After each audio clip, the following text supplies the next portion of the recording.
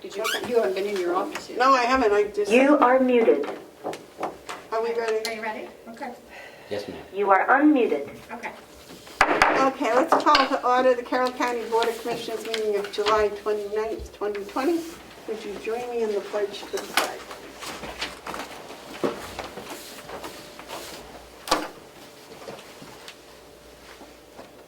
I pledge allegiance to the flag of the United States of America and to the republic for which it stands, one nation, under God, indivisible, with liberty and justice for all.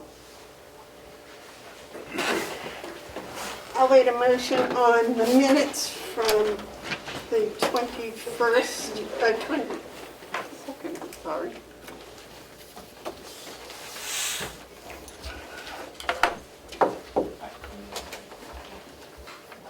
Would anyone like to make a motion on the minutes from the 22nd?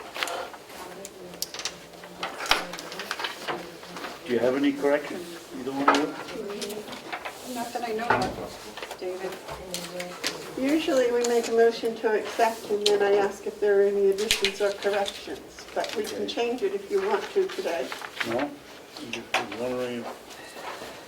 They'll probably want you to Thank you. I'll make the motion to accept the minutes of July 22nd. Do I have a second? Yep. Okay, motion's been made and seconded to accept the minutes from July 22nd. Are there any additions or corrections? Yes. David? Under Hale's location, add the Dun and Brad Street number that Hale's got correct. The year isn't 199, it's 1099. And I don't know what to do about the one requesting when the billing of Hale's location started at $9,000, but the year was 2015. Would you like me to add that 2015 just as a note to this week's minutes? Since All right, David, I'm confused at which line that was. Right here, the 9,000, it's under the motion. It's, says Hale's location, and it goes on, Mr. Comeau call for a representative Comeau, point of order. Paragraph ends with $48,000, and somewhere in there, I don't know how we do it, but the question was when the $9,000 billing started. The answer is 2015, so where you want to put it is up to you people. Excuse me, there was no Hale's location on that website that we got from the Department of Interior. Hale's location is not mentioned until 2020.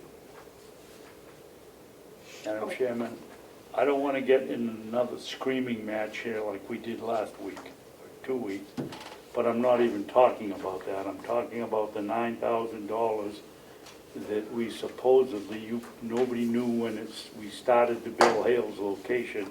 That was 2015. Completely different matter. So you're talking about the county billing Hale's, Yes, not Hale's billing us? yes. Okay.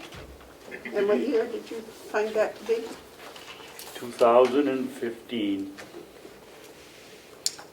May I ask a question? Certainly. Did we find what the explanation was for that billing anywhere in writing, or? I haven't been able to locate that at all, no. How we Asked the finance office in Hales and I haven't been able to find anything yet. How were you able to ascertain that it started in 2015? I did not find that information. I believe Commissioner Bowson did. Because Ken was the first one to send it out, and he sent the first bill in 2015. And is there any proof of payment or non-payment since then? Do we have any kind of So that, bank statements or deposits or checks or anything? I believe that would have to come from the finance director, or perhaps from Hales. Did you the find treasurer. in Hale's budget where it was budgeted at all? I did, but I do know that from 15 on, it was paid to the county. I do remember that. The only one that I'm not 100% sure about is this year. Okay. Was there any budgeting for it prior to that? Not to my knowledge, because I wasn't involved with Hales at all, and I couldn't find anything on it. So you looked at previous to 2015? Right, I looked at the previous budgets, but I couldn't find anything. I couldn't find the previous budgets, quite frankly. Okay, that's, did you find the 2015 budget? I did see a number, I don't know if it was the budget or not, I took it to be that. So, and it was a $9,000 item in there.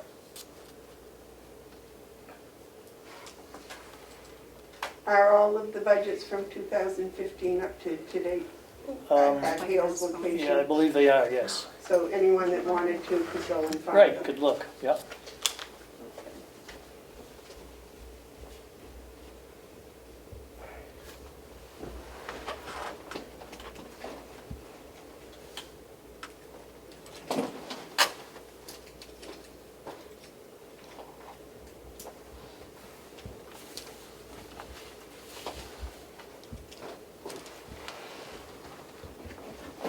So you want to add in here, David, that the billing started in 2015 for the 9,000? Well, I don't know where you put it. The question at the meeting was, nobody knew when it started, so I did I called Ken and talked to him, and he was the first one to send it out in 2015, so you can put it in this week, or you can add it as this is a footnote in these minutes, just so we know that someone doesn't have to chase around two places to look for the answer. Did he explain why he started to send it? No.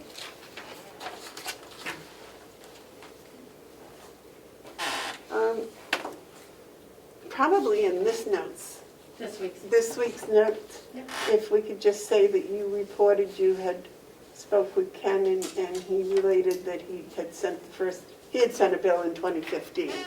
No. Okay. Yep.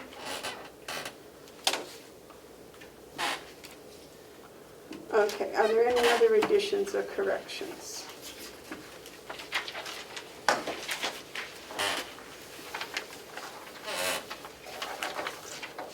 If not, motion's been made and seconded, and we aren't actually going to make any corrections to these, we'll just do it this week, is that correct? No, I gave you another correction. I have that you wanted to add that Hale's location obtained their DUNS number, Yes. and also to correct that date to 1999. So, The correct, the 1999, yeah. but the right. DUNS number they got this year, right? Yeah, and it was talked about last meeting, too, that they got their tax ID and their DUNS. I just didn't add DUNS number. You want to wait until next week and have this redone? Oh, Okay. So the corrections made were to change the date to 1999 and to add the DUNS number. Yep. All those in favor of the minutes as corrected, say aye. aye. Aye. May I, Madam Chair? Yes. I need to apologize because I didn't have my mask on when we started. I'm completely discombobulated today, but I do have it on now. I apologize for not having it on. I didn't even notice. I know. I'm sorry. I apologize to everybody else. I'm supposed to be the And I'm so stupid, I've been sitting here wondering why Melissa's putting another mask on when she came in. Just being extra careful. There you go. We're doing really good today. Just one. Oh, All You'd right. never be able to hear me if I had two on. Oh, boy. There we go. Let's see.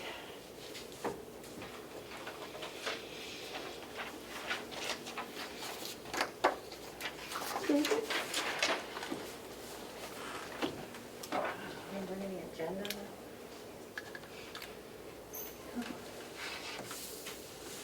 And Madam Chair, your 9:15 is here to discuss the water system. I did not get an agenda. I didn't get it one email tonight.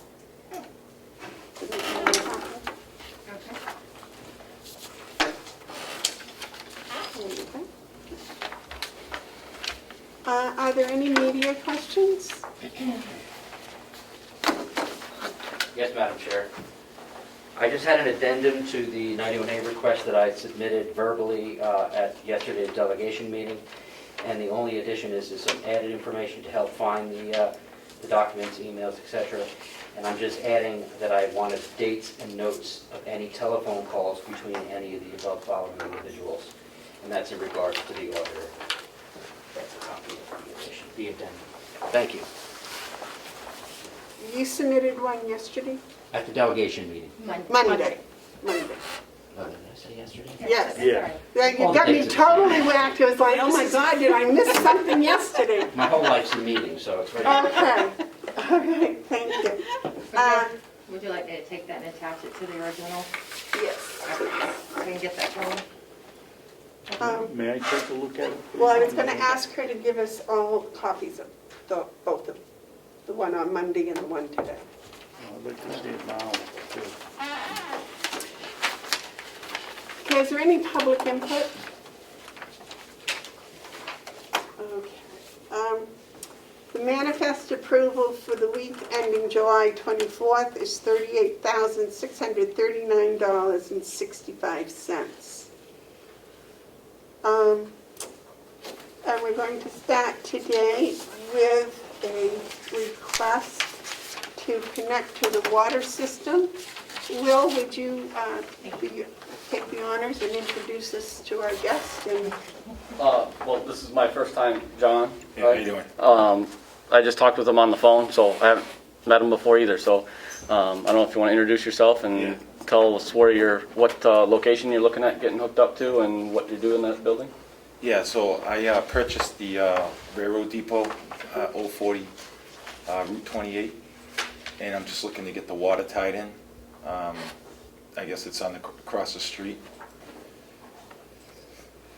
It's the water that goes down the road, I guess, to the I DPW. understand. I was wondering if it was already connected. It's not, right? It's just to the highway department. Right. So that's where it dead ends, is down at the DOT shack down there. Yeah, so I just wanted to see if I could get the building connected to it, to have it with the town water. All right, and Will, what are the normal procedures when you do this? Normally, the individual comes to the commission, the board of commissions, and asks for permission, and they vote and say that he can or can't come on, he or she. And then we provide the equipment, such as the curb stop and the metering horn and all the different things that go with the meter. But it's on the homeowner's responsibility, property owner's responsibility to pay for it, to have it all installed. And then once it's installed, before we turn the water on, we come down and inspect it to make sure it's all hooked up properly. And then they just start, they get turned on and they start paying their quarterly fees, and we add them into our route and start metering the water when we do our meter readings. Okay, and have you given John an estimate of what the county bill to get all hooked up with the horn and all of that's going to be? In the past, we've just provided that. We don't charge for that. They have to pay to have it hooked up. They have to pay their own plumber to come and install it. But we provide the equipment to do that. Free, yes, because we get we get a quarterly charge plus the water usage charge on the water. So in the past, that's how we've done it, is that we provide the equipment, but we don't install the equipment. And you understand the cost of the installation? Yeah, in general, I've done it before with other buildings, so kind of got a good idea. Do Do you have any idea about the capacity of water you're going to use? No more than a small residential would. The building's not a large building. So, Well, Is the building like going to be office space or housing? yeah, or I mean, I literally seen the building, and within days of purchase and sales, it was accepted. So there wasn't much thought. We just liked the structure, Oh, okay. and it came on the market, and one thing just within days it was done. So haven't really come up with a game plan of what we're going to use it for. But I do run a business, and I'm currently building in Freedom, New Hampshire, a warehouse. So we'll see what that happens with that. any comments, David? Yes. Several. First of all, John, you've done a nice job of the building. It looks nice. Oh, just trying to start cleaning up. Didn't we have a hookup when it was the old Merrimack Farm? Commissioner Babson, could I just point out, it's the one, I think it's the one next to the one you're thinking of. It's the actual train station? Yeah, It's- yeah, because I haven't gotten far. Yeah. Well, the Clark's Grain Store was in the back of that building. When I moved here, I used to buy all my feed there. Wow. So there's no hookup? I can't believe I'm guessing since, Cornwall operated with no water. I can't believe that. well, I'm guessing they maybe had I don't know, I'm guessing they had their own well or something to that effect back then. I mean, our system got all upgraded in 2001, so if it wasn't being occupied or looked to be in occupied shape, I'm assuming, they didn't put in, a curb stop for those. At least that like I said, I'm not aware that there's any over there. And that's only a 4-inch PVC pipe that runs down through old Route 28 that we discovered that last year when we had Mr. Reynolds hooked on over there. Right. So it's not exactly the greatest water line down there. So, and I believe from the history and the rumors I've learned over the years is that the state had ran that down for the state shed and then people had hooked into it or whatever. So I don't believe that there's any down there. Okay. The other thing, I don't know where I was, whether I was on the delegation in the public or, I know I wasn't a commissioner, but I can remember a vote not to increase it past 32 hookups. And we've gone way past that. Are we gonna have enough water flow? I think, I was talking with Melissa about this last week. I think we're okay. That's one of the questions I asked, whether it's going to be more of an office type building or a residential building. I think we really got to start looking at being cautious of adding on too many residential structures onto our system now, just because of the amount of water being used, and especially if people have pools and different things down there. Because we still have a decent amount of capacity, but we discovered with last year, the spring, whatever it was, when we had an issue going on, that if our water amount gets stressed, then we're still meeting it, but I can definitely see that stress. Our pumps are running a lot more and such. So normal conditions were fine, but if we have a drought event or something that causes, or a breakdown failure for us, and we don't have all our pumps running, we have less pumps running, I don't want to get our capacity that we're using to where we're stressed in the stress times, if that makes sense. So I want to just be cautious of how many more we add on. If it's an office building or treated more like that, the usage is minimal, for something like that versus a home with a big family and doing laundry and, pools and any of that kind of stuff. So it's kind of up to the commissioners on how you guys want to go with it. But I think if it's in that vicinity or being used in that capacity, then we probably, be okay overall for the amount of water. But I just want us to get cautious. I mean, we've added 2 on last year, and now we're talking another one this year, and we're going to have to be careful eventually here of what kind of structures we're allowing to come on. Is the DOT still on? They're back on. They were off for a while, but they came back on. But they're very minimal use. I mean, Right, but the post office and the Humane Society are not, is no, that? no, it dead ends at the DOT shack. Now, did this building have a well with it originally? I have no way of knowing that. There's no forms of pipes coming into it. And I think it's been empty for quite a long time. It has been, yeah. Yeah, and there was no plumbing. It was kind of like a time capsule inside. There wasn't much being done in there, and there was no sign. It was pretty much foot traffic just passing through. It's small. The building's small, and so any restrictions could almost easily be applied to it because it just doesn't have the square footage. Right. It's a train station, it's the old train Yeah, station. it's the old train station, just small. Well, how many do we have now altogether? On our system? I'd have to go downstairs to look the exact number. I think we're close to 50, 50. in the 40s, upper 40s at least, close to 50 that we have.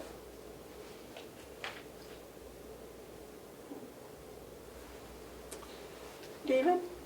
Thank you, Madam Chairman. Do we have the authority to limit John's usage down there? It's one thing if he comes in like today and he's running a business, but if someone should come along and say, geez, that would make a really nice house, or people, railroad nut that wants to have a railroad station for his home, he could put a swimming pool.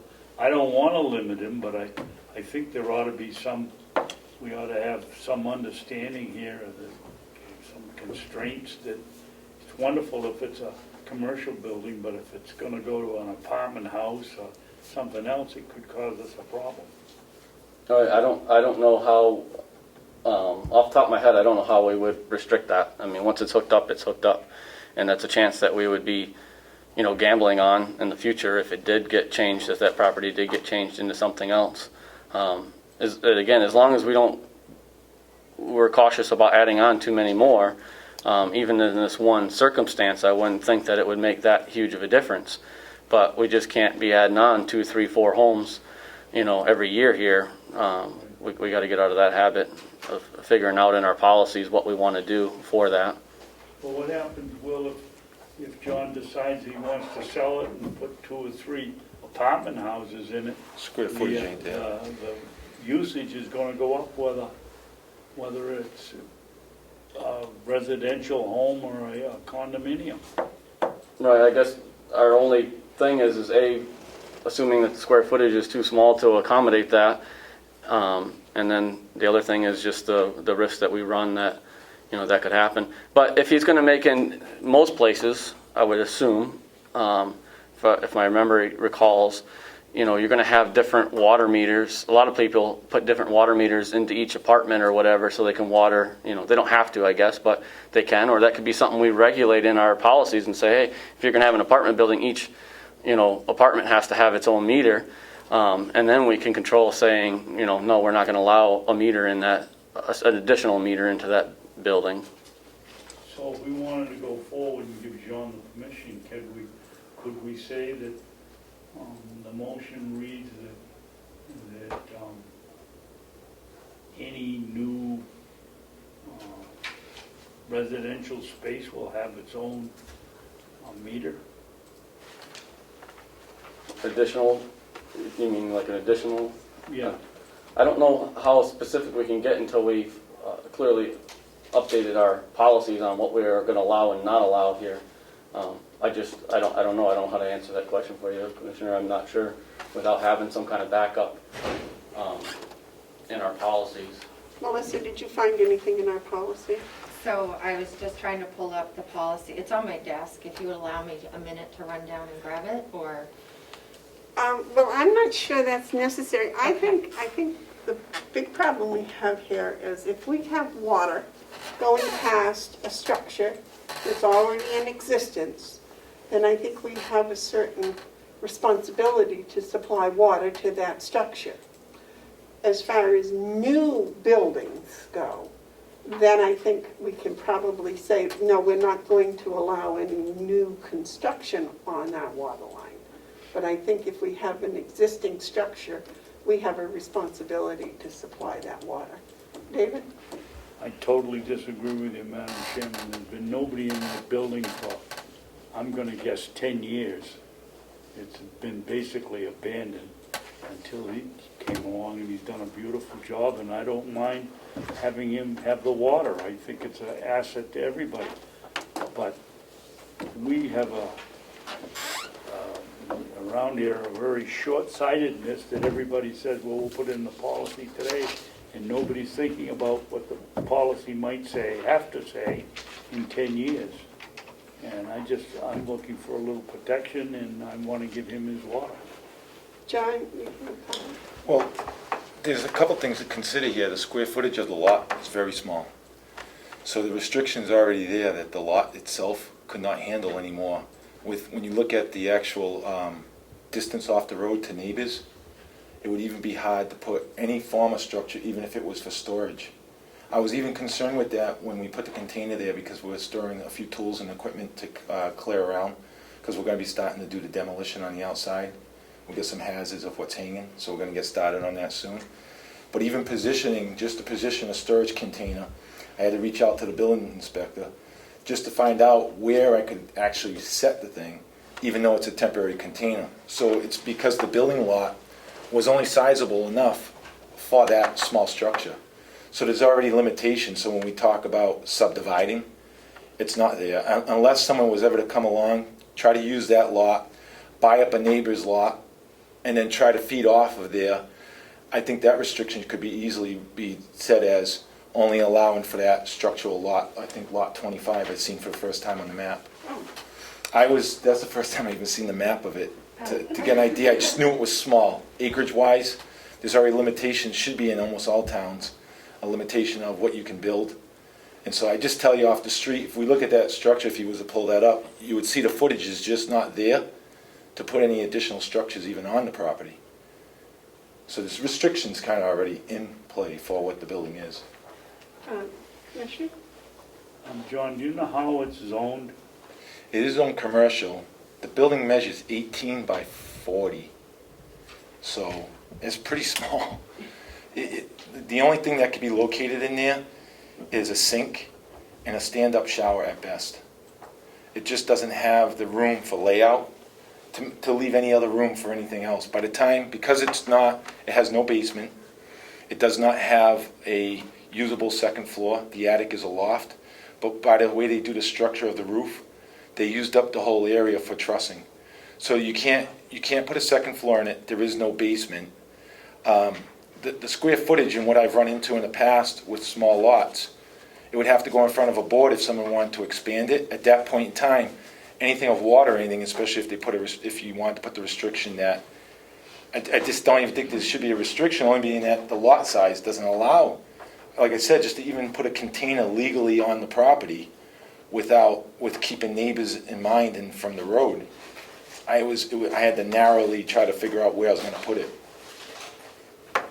Does the village nodal, whatever the word is, district cover that location? Missing the question. Nodal, the village nodal, or whatever they call it, where you can live upstairs or live downstairs. Well, there is no downstairs, upstairs. The structure, it's on pillars, so there will be no basement because it's set up on... It's on pillars, isn't it? It's on pillars, so the basement, there is no chance of a basement. It's not like you could dig it out. The building would have to be lifted. The amount of modifications to do that heavy of a structure of a building, because it's post and beam, it's like a balloon frame. And then the way the whole loft is done, and with the way the chimneys take up a big portion of the area up there, they have a lot of trussing. Kind of almost overbuilt for 1871. I think it was, being that the railroad did it. Big heavy beams. Kind of what I actually was liking when I looked at the building, and it was, for the age, it was,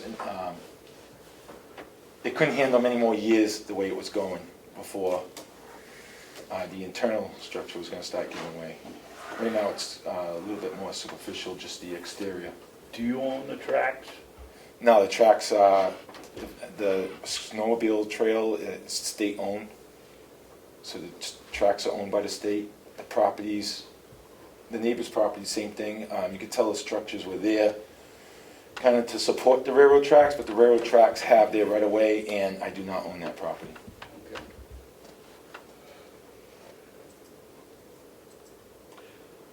Well, David, I agree with you. I have no objection to giving John rights to the water.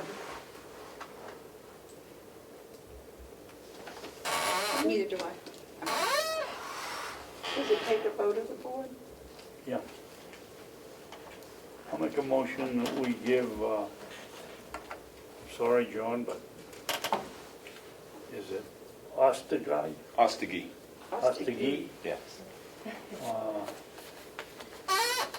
Grant his request to connect to the Carroll County Complex Water System. I'll second that.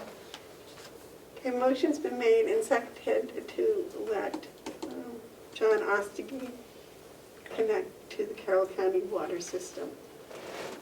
Is there any more discussion? I would just like to, oh no, Will's coming up afterwards, right? So we'll get to Will. Yeah. Okay. All those in favor say aye. Aye. Aye. Aye. Welcome to the neighborhood, John. Thank you, I like the area. And I, like you, think buildings in the late 1800s are beautiful. Yes, it's nice.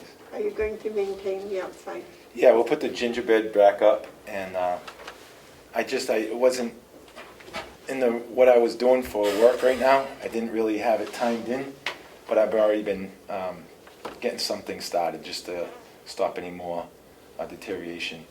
And then I have a question a lot of what I'm doing with the building. I haven't come up with it yet. I just like the structure. Well, You've done a nice job on the outside. Yeah, we're starting. So. where it's commercial, it would be a beautiful little building for some sort of Yes. store, or, like the old-fashioned general store type things.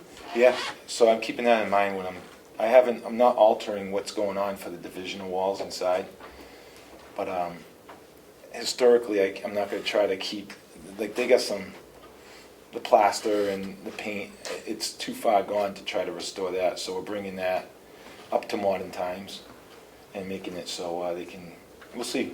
Does Ossipee have a historical society? Of course. Yes. Yep. You might Yeah. check with them. Yeah, there's been people coming by. There's a lot of interest in the building.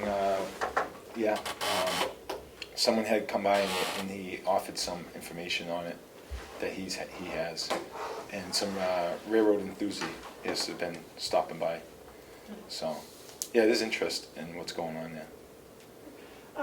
In Union, the Historical Society there in Wakefield has got a building, and they've opened it to the public, and they put in a model railroad, and they have a caboose, and they have a lot of things. You might want to take a ride down, just stop in and see what they've done, and they have all kinds of information and connections with, they brought a caboose from someplace in the middle of the state, and they brought in a water tower in pieces. And Oh, yeah, that's cool So- stuff.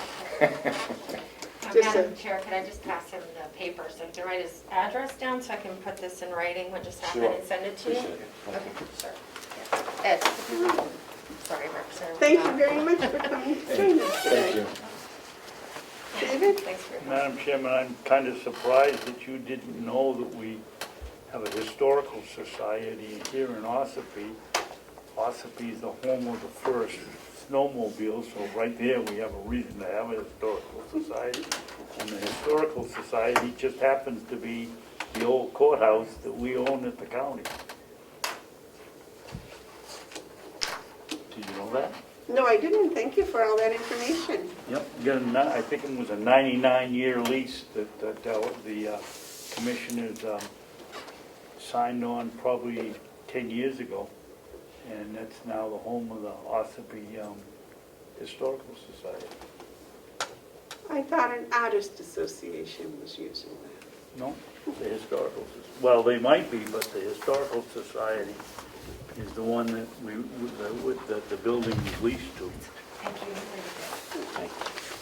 Am I all set, or is there something? No, I think we're all set. All Thank right, you. thank you. Thank you. Nice to meet you. Yeah. Yeah, just give me Okay, sounds good. Thank you. Will, you need us for a minute? I thought I was supposed to be given a department head report today. Yep, yes, So- sir.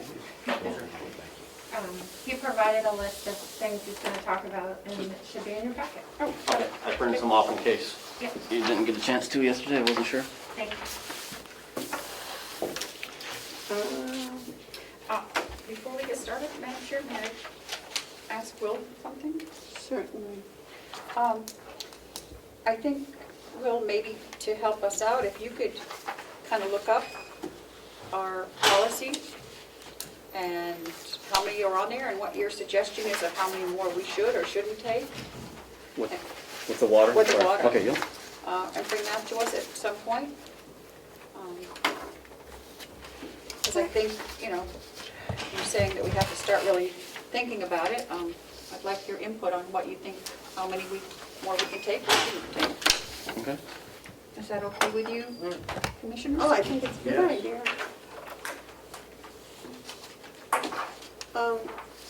Thank you, Will. Is it in your packet? No. It's not? I got copies here if you need one, Madam Chair. Sorry about that, there's a page missing with it. Is this the Will report here, Yes. or a different one? Thank you. Yeah, that's the one. Yep.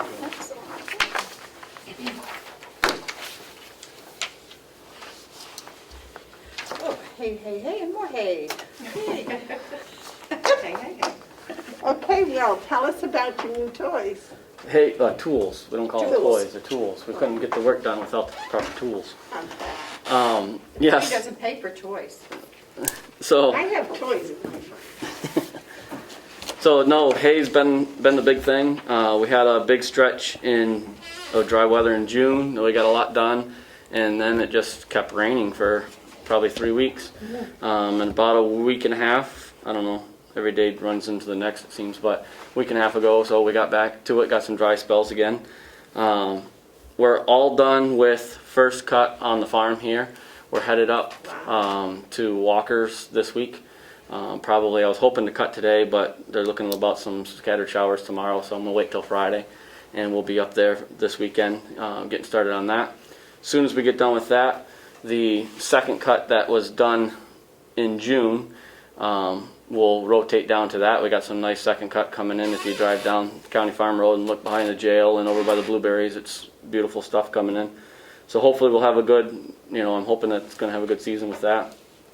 And then my hope is all these other fields that we're doing first cut on now in the last couple weeks, probably now that we have a round baler and wrapper, probably mid to late September, 6 to 8 weeks from now, we'll look at taking off second cut off of those also.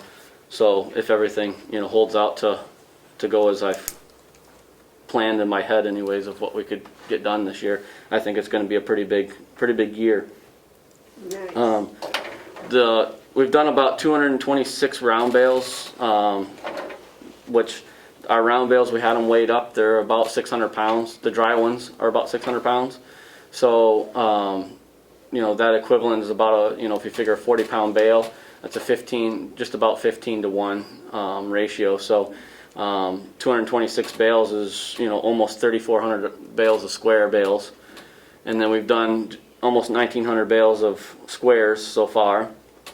So that puts us a little over 5,300 bales on the season so far, which is pretty good. We finished off last year with a little over 8,000, and we got, this year we got the potential with this round baler to do later and get more second off. I think we're going to exceed that quite a bit this year. Excellent. Sales have been doing good. I've got a few that have reserved some round bales. I don't have a lot.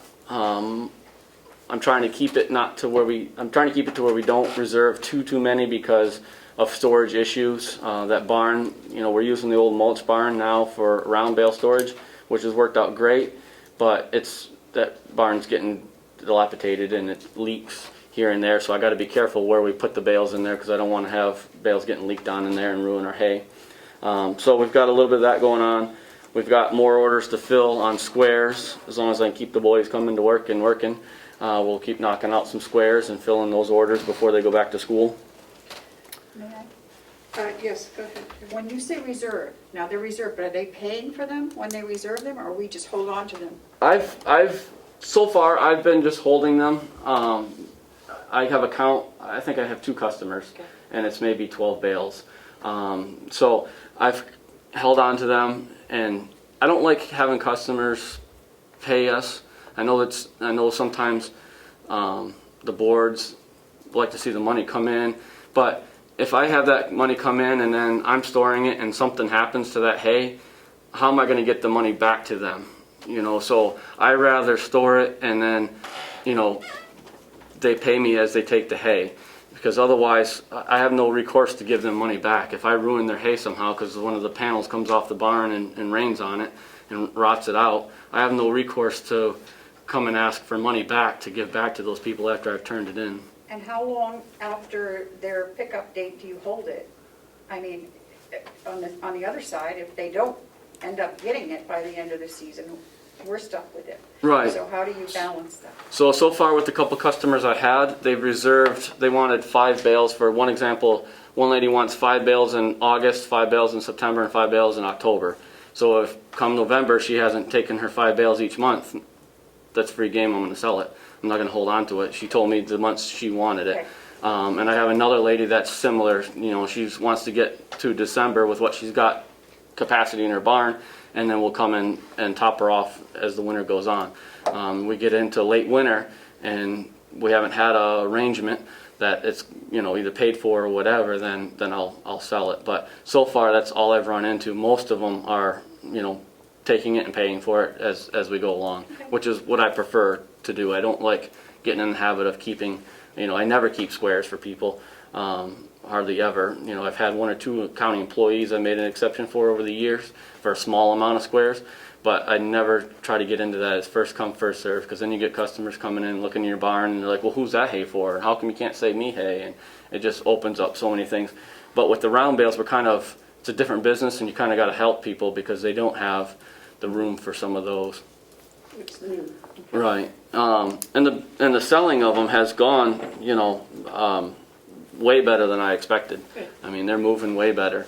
We had put a sliding scale on the pricing sheet this year, and I plan to do away with that. I already raised, before we started selling them, once we made the bales and I saw what the quality and how good this baler makes them, we upped the price a little bit because it's a fair price still. And we've honored the sliding scale this year, but my plan next year is to get away from the sliding scale because there's no reason to offer that the way they're selling. I was worried we wouldn't be able to push them out the door fast enough, and that's not a problem. So I would like to get away from that next year. So far, from like I said, we have quite a few orders that need to get filled yet as the hay comes off and as we deliver. But from what we've taken in so far, I did a quick adding up in the computer, and we're just over $10,000 in revenue so far on the hay for this year. So that's almost a third of the way. I think the number was set a little higher than I was comfortable with this year, but it was around 32. So I'm hoping we're still going to be able to make that.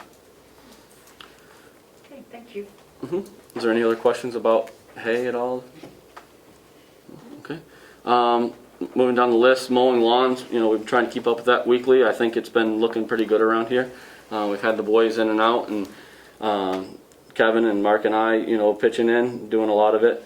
Also, it's a good 2.5 days a week sometimes to get everything from start to finish, and it's been doing pretty good this year. I think it's been looking pretty good around here. We did meter readings at the end of the quarter last quarter, which involves a lot of not only going out and reading the meters, and there's a lot of reports I have to send to the state every quarter. So getting those reports done and sent in has been one of them.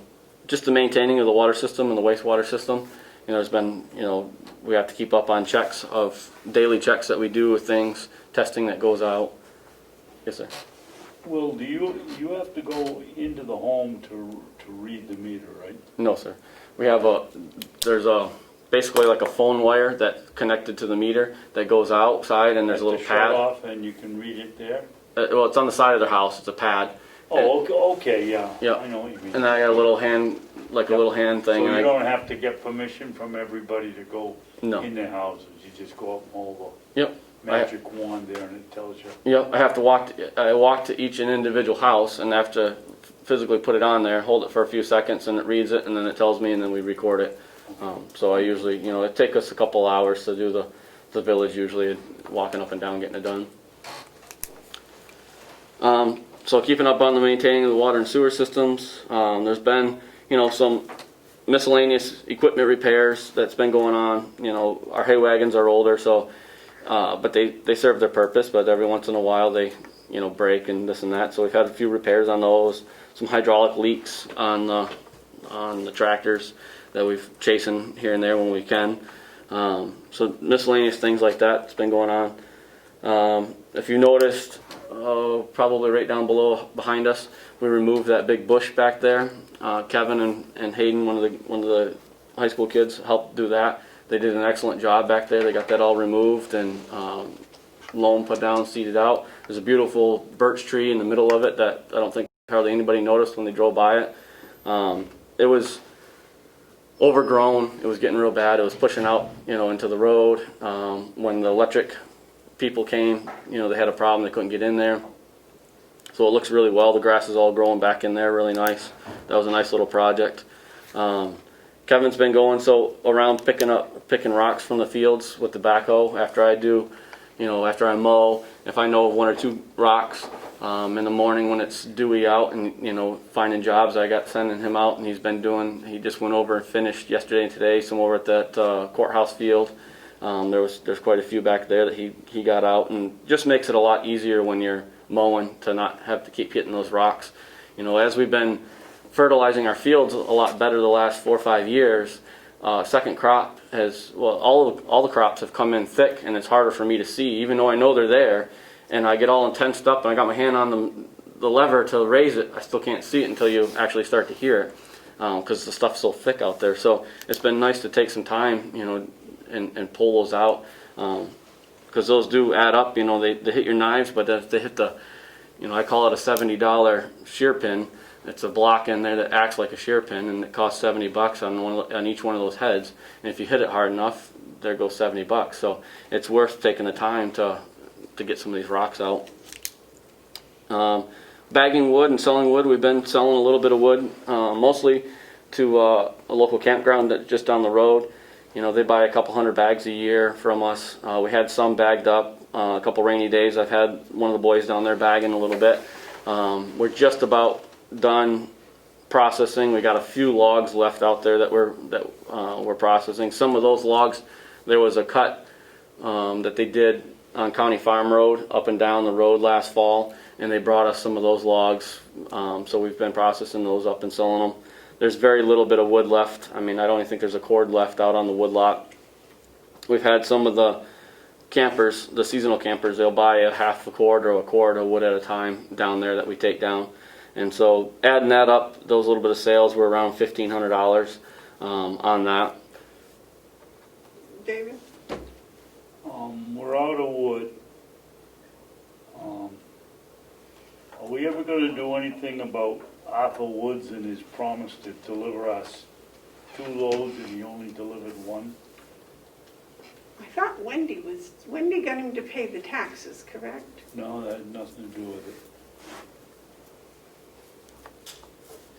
He didn't pay the The land that wood cut was, we gave him permission to cross our land down on the other side of 28. We're not talking about the wood cut up on the back here. We're talking about he was going to, in exchange for going across our land, he was going to give us 2 loads of wood. In my knowledge, he came in here twice and promised us he was going to do it and never did it. Is that correct, Willie? I believe so. I know he's brought 1 load, and I wasn't here when you guys made that deal with him, but I know he brought 1 load, and then I kept hearing a promise of a second one, but I've never seen it show up. Materialized. Right. I think we ought to go to Small's Claims Court for $60 and try to recoup $800 in a full load of wood that we would have had to pay if we had to buy it ourselves. Could we ask Wendy to see if she could, She's already tried, Madam Chairman. And she hasn't gotten anywhere. He promises her the same thing. The last time I brought it up, we said to go to Wendy. And that was 6 months ago. well, I didn't get any feedback from her, so you were going to talk to her at the meeting.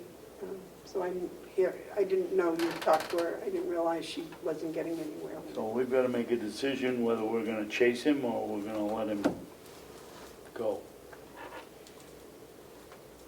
Would you like me to work on gathering all the related information for you for your next meeting, or? It might be a non-public if you're considering litigation, but I could get all the materials that, to reach out to Wendy too for you if you'd like. You might just follow up with Wendy and get a no results from her, and then we can use that as the basis for going to court, I would think, if we had that in writing. Okay. We'll work on that, yep. Send him a copy of her report and our intention to go to court. That might do something. I'm sorry to interrupt your report. No, that's okay. I'm hoping that, I haven't talked to Wendy in quite some time, but I know she had been working on another woodcut up there. You know, it would be nice. We don't have a big wood business that we used to have, but if we can get a couple loads, we sell it. You know, people know that we have it. It's nice. You know, we keep the machine running in the spring and the fall. It's a good time to have. It's a good job for me to send employees out to go do. You know, it's productive.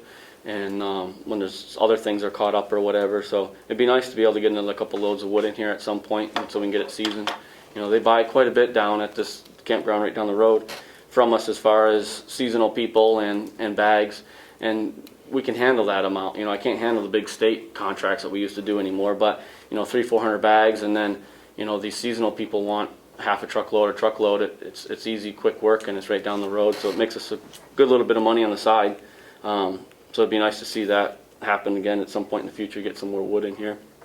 Did you get the wood when they did the tower, when they cut for the tower? I don't think so. I haven't had any wood brought in from a woodcut in a long time. I don't know if they just sold all that, if it wasn't enough to come down. I don't know the details on it. I wasn't really involved in that project.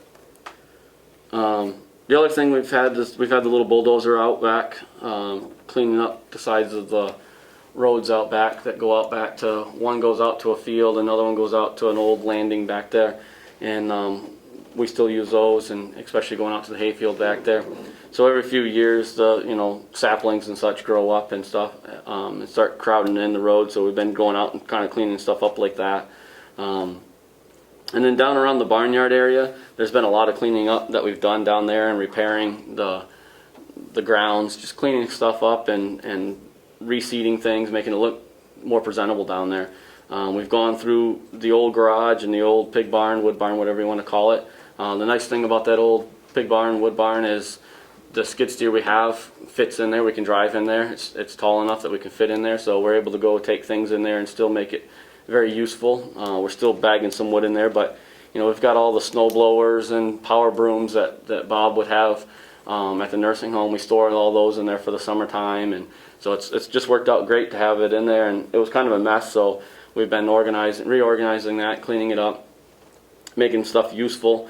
The old garage the same way. We keep the wrapper parked inside all the time unless we're using it, and so we got a bay in there to be able to do that, which just keeps our equipment in better shape and keep it out of the sun. So doing a lot of little things like that, it's definitely improved the looks down there, I think. We still got some more to go, but every little bit makes a big difference down there to improve the looks and make things easier to lawn mow and such like that. So that's kind of pretty much a summary of what we've been doing this time of the year. It's mowing lawns and haying, kind of take up a huge percentage of our time, and then we just scramble to get whatever other emergency pops up, taken care of. But that's what we've been up to. I have a question.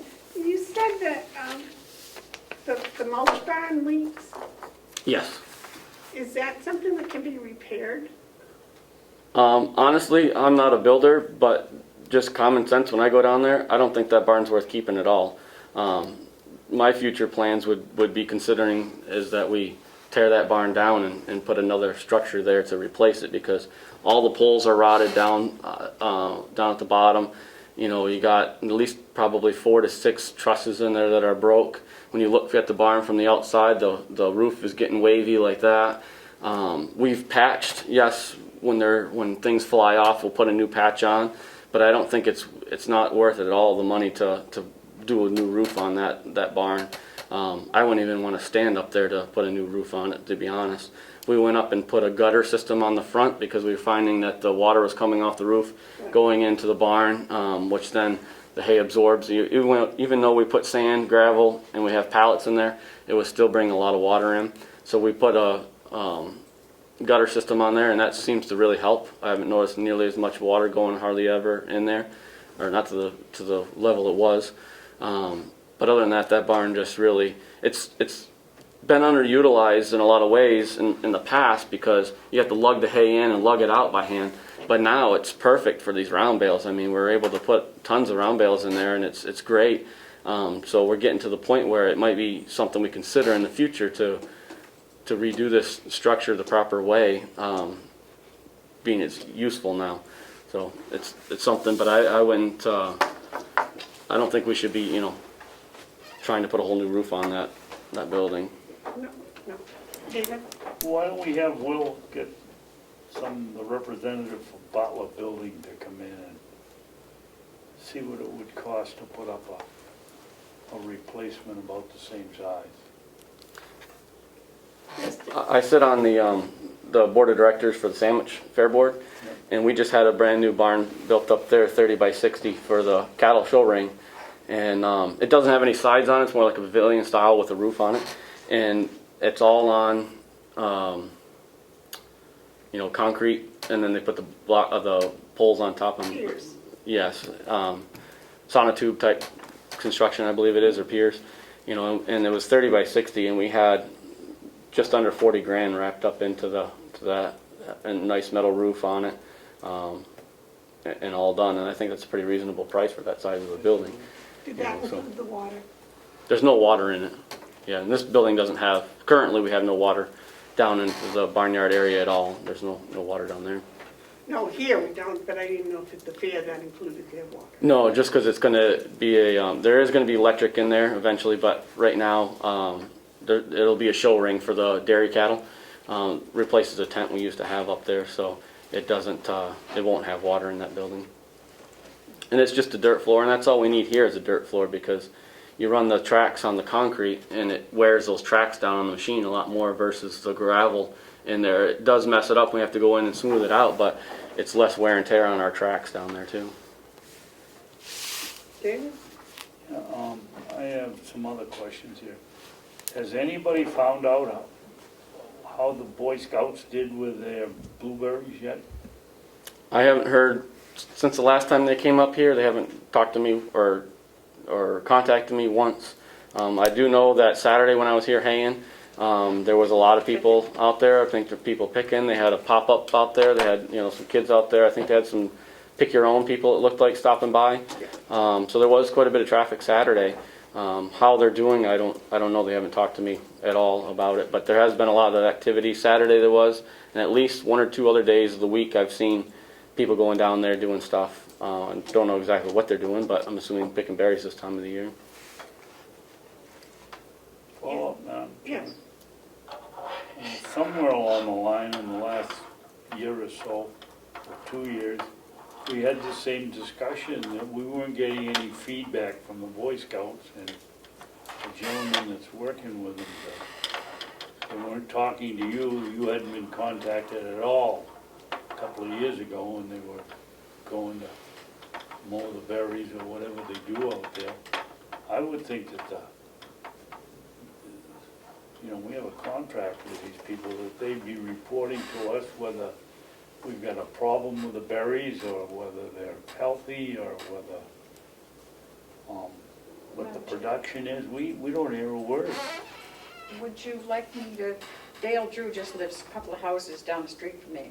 I can stop in and ask him to get in touch with us or send us something, if you would like. Yes, I would like to have that. Well, he was just here 3 weeks ago, I Yep. believe. So I thought he was going to do a monthly report, but if you'd like one more often, I'm sure he can do that. Oh, I can stop in and ask him what, if he's planning on doing another monthly or just to let us know what's going on. You know, it's important for us to know because when their contract is up, if they're getting twice the med berries that we think they're getting, it would be worth more than us if they're getting half. And we gotta give them, and we wanna keep them coming, we'd have to reduce the price to them, but we don't have any idea. I thought it was a free lease. Pardon me? It's a free lease. A free lease? The Boy Scouts have a free lease. Right, and if production is really good and the 4 or 5 years is up and we go out for bid, then maybe the next time we say, okay, you give us, you pay the taxes or it's in current use and the taxes are low or anything, but we don't have any information. None. Do we have a copy of the lease? Yes. It was a contract, yes. Next question, Madam Chairman. Yes, sir. Well, what happened with the hydrant that got mowed down there on at the corner of Brown Ridge Road and 171?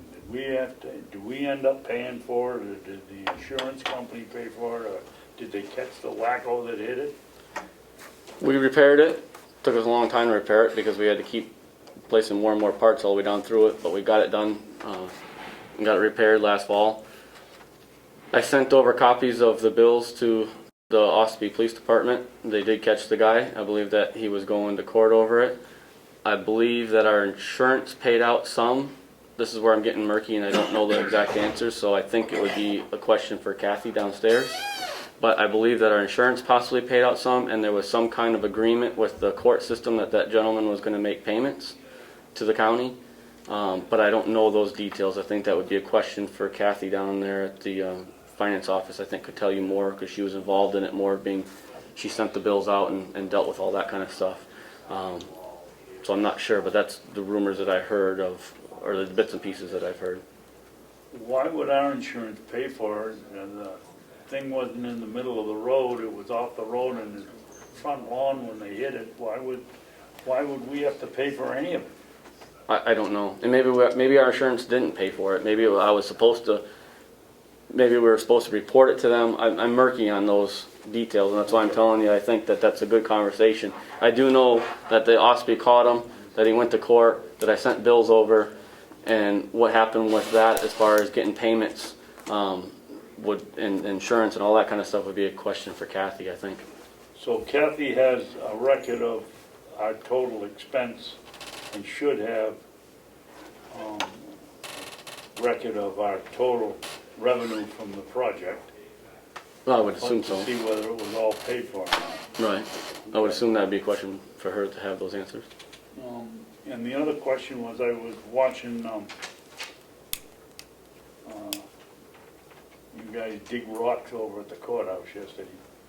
And is that field next to the courthouse ours, or is that the courthouse? I believe that it's ours.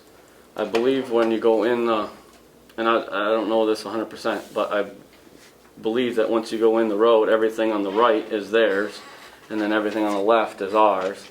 But I'm not 100% sure on that. I've never been told one way or the other. That's just the hearsay of the history I've gathered in my time here. I've never seen anything in writing or know anybody that knew exactly what was what with that. I have copies of the tax map in the office, and that'll tell you who owns what.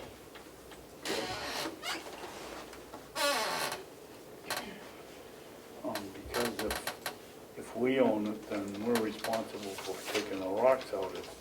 If they own it, we're doing some work for them for nothing and mowing their lawn for them for nothing. So let's find out who owns it. I think we own it. My recollection is we own it. I think we do, and We've been taking hay off it. yeah, I've been here 12 seasons and we've taken hay off of it, and we make the money off that hay, and Don't We don't tell wanna- them that. If we don't want our machinery getting dinged up, I think it's worth getting the rocks out, but that's Seems like a good trade anyway. right.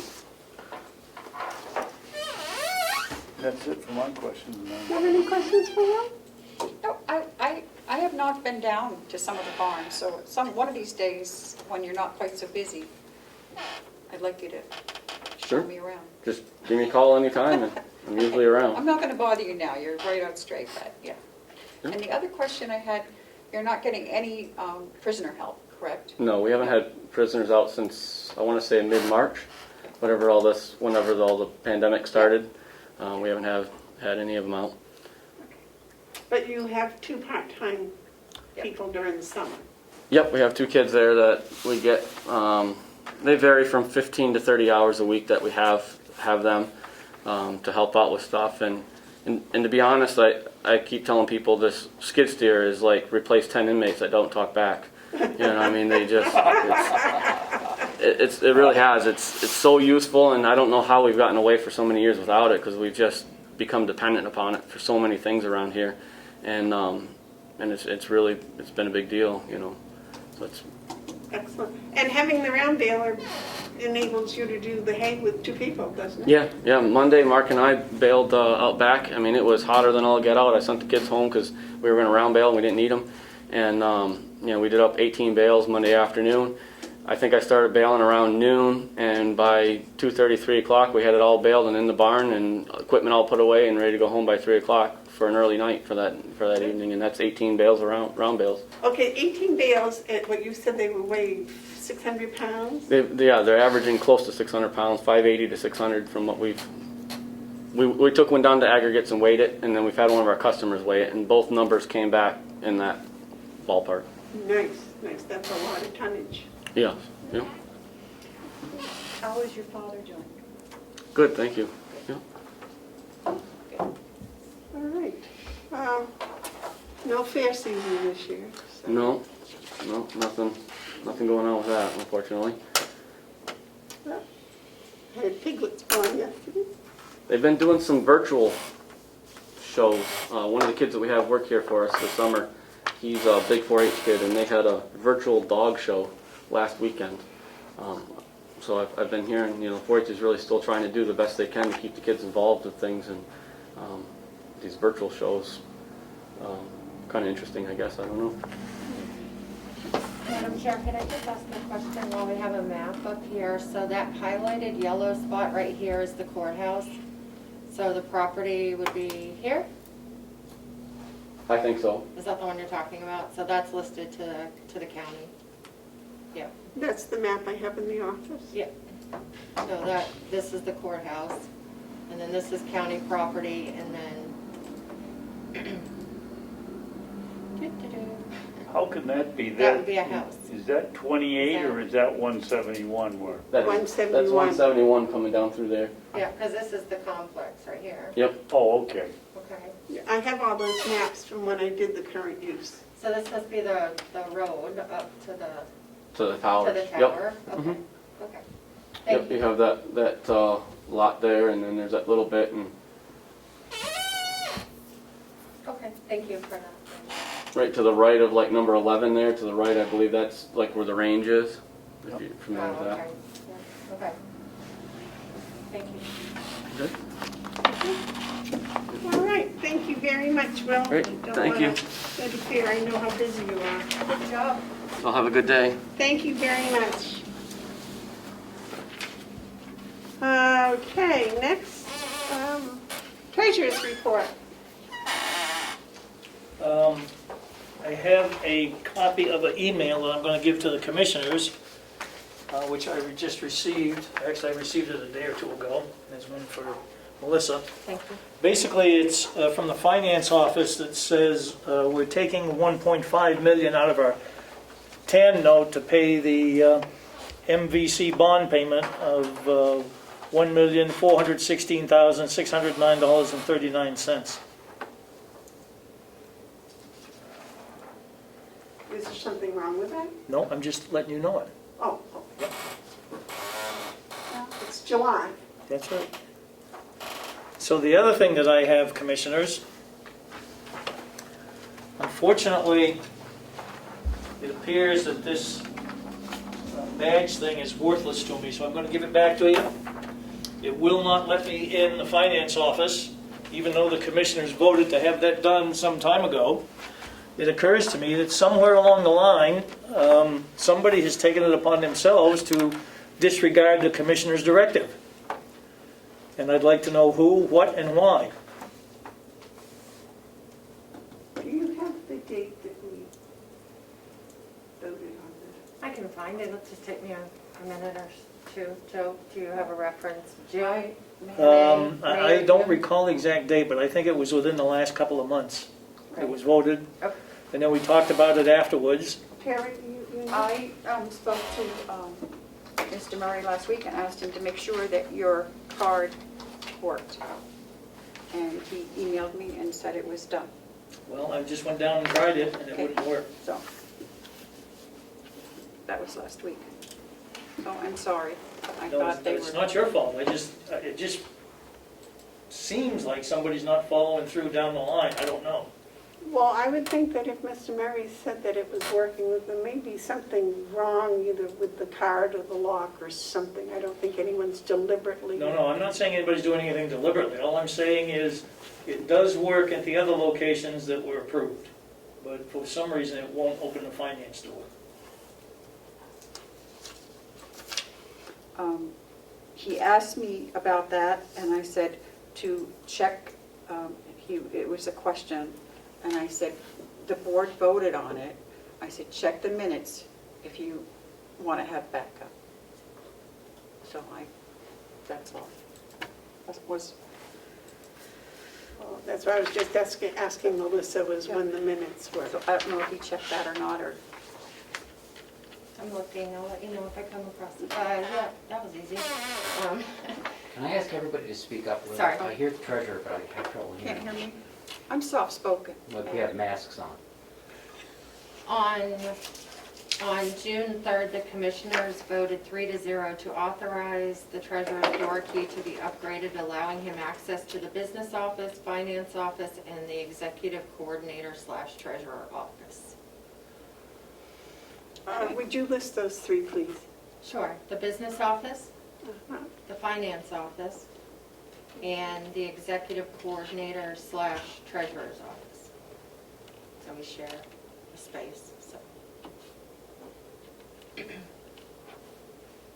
That is June 3rd.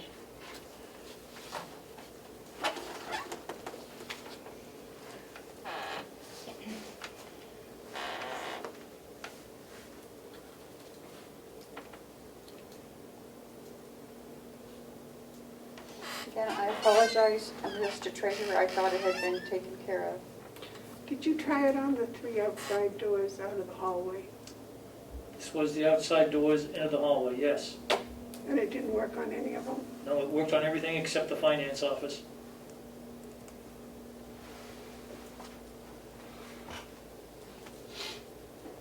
At this point, I would respectfully The request, bookkeeper's office, you mean it wouldn't open the bookkeeper's well, that's office? part of the finance office, yes, Madam Chair. Okay. At this point, I respectfully request that whomever is going to fix this, to have that individual take that card with me and show me that it actually works at that location.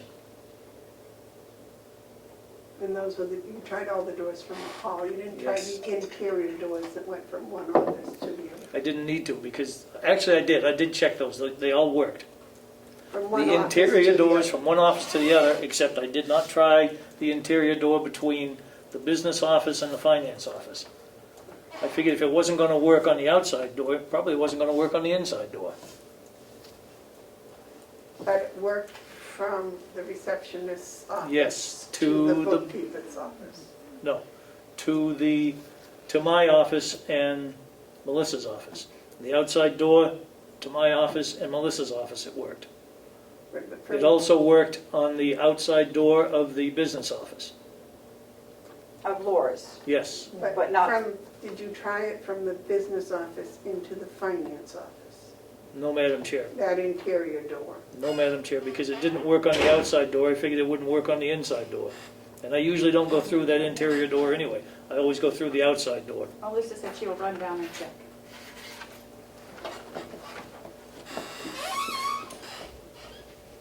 Well, there's 6 doors down there, so, and I think one of them, they just messed with the lock or something. I don't know. Any other treasurer's report? Nothing else from the treasurer's office. Okay. Hales? Yes, on Hales. I also have an email for each of you. I apologize, I was not able to forward this stuff.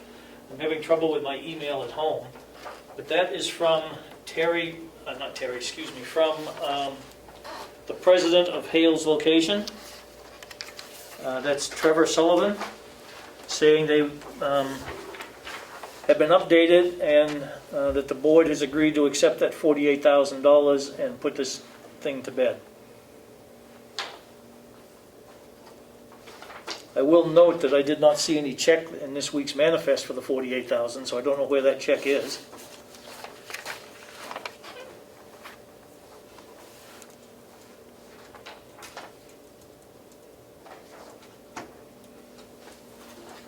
Thank you. I thought the commissioners approved last week to have that check done, but maybe I misunderstood. I think we did, but I don't know if any one of us told finance. Ah, So that might be our fault. okay. I know I personally didn't, and I And I do. and Dave did, so. That's our fault. So maybe we'll see that check next week, you think, or?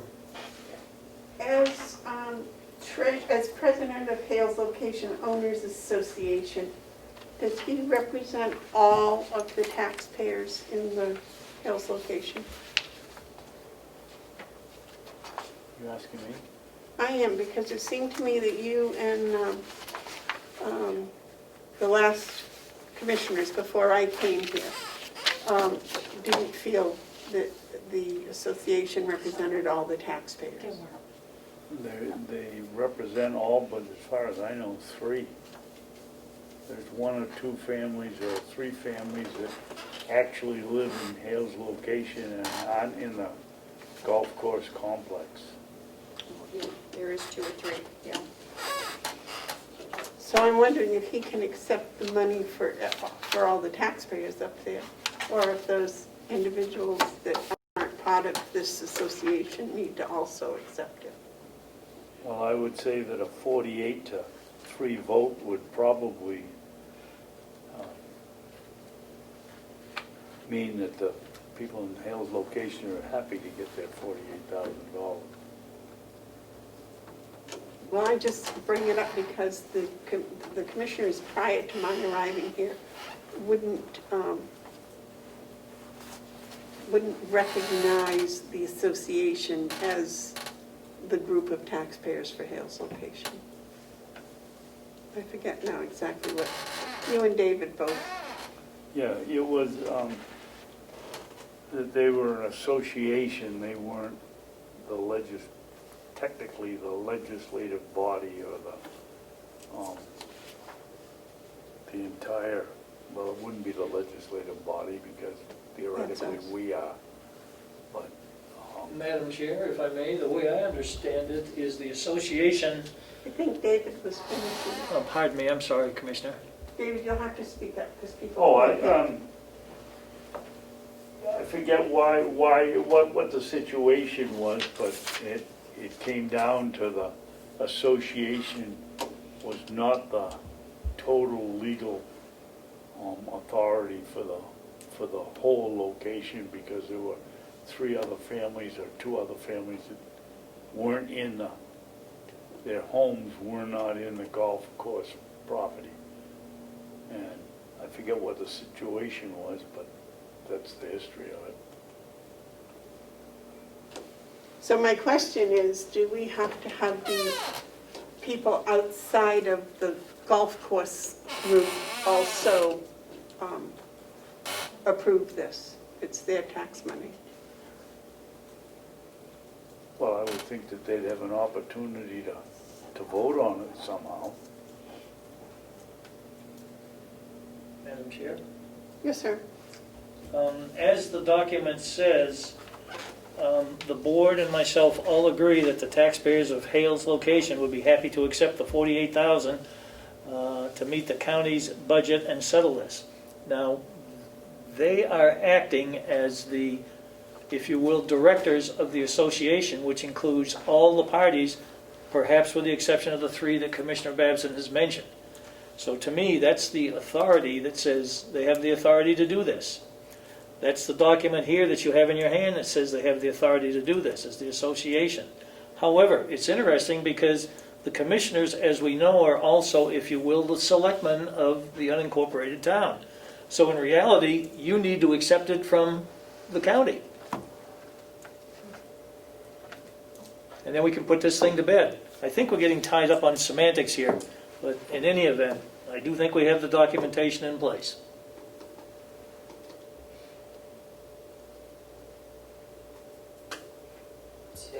So do we need a separate meeting as selectmen to do that?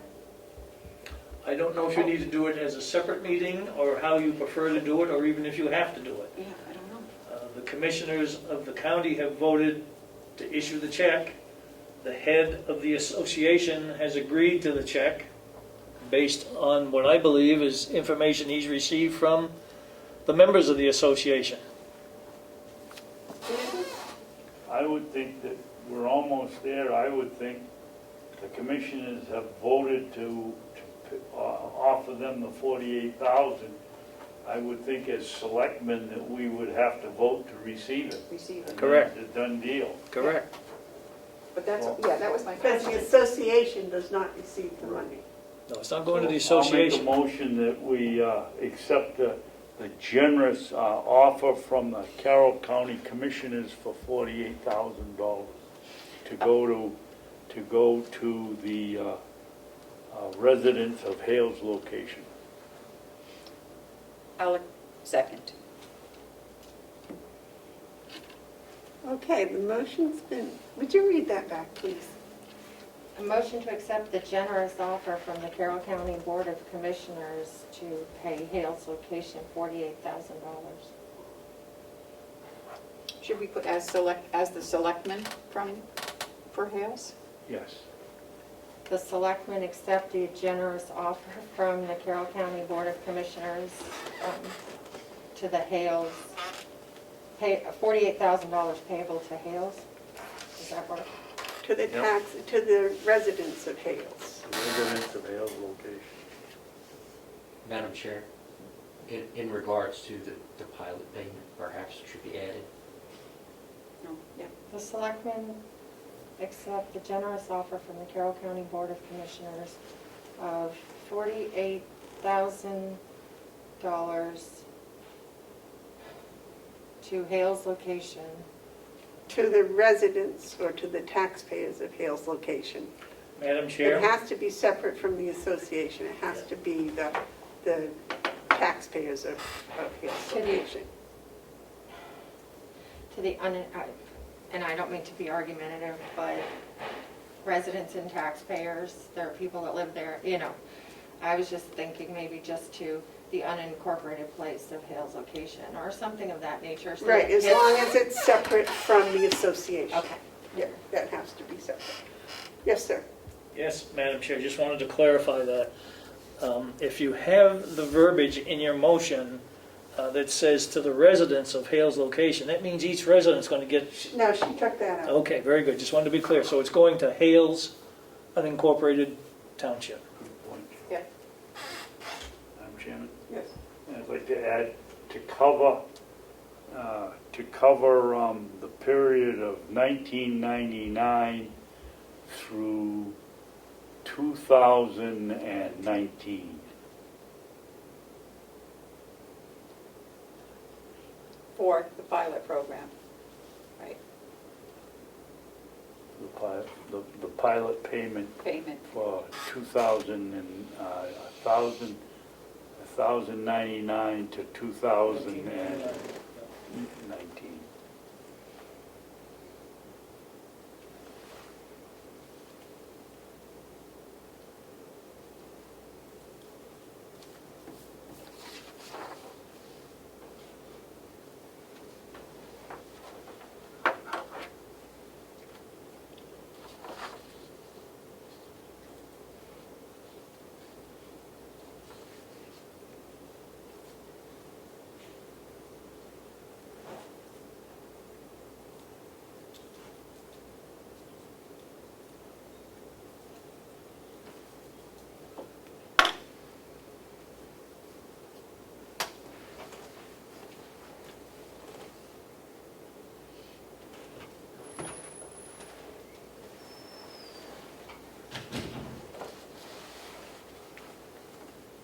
want to read it back to us now?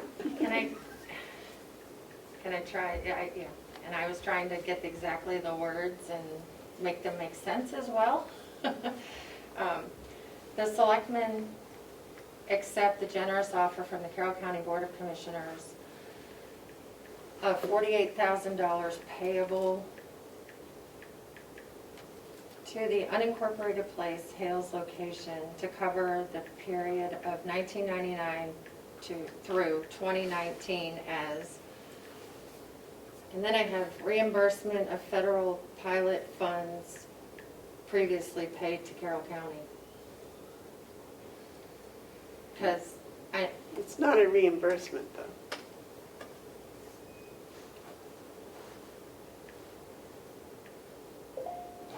so if I just have the period of 1999 to 2019 as payment of federal pilot funds. Paid to Carroll County. Yeah. That's where it came from. Yep. It came to Carroll County. As payment of federal pilot funds.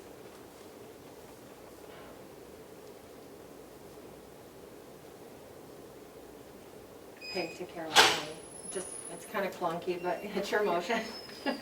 I'm trying to, And we should put in there something about covering all due expenses to Hales location, so that they don't come back and say, well, you just said 2019 and going back to 1,099. So we should make clear that we're fulfilling our total obligation.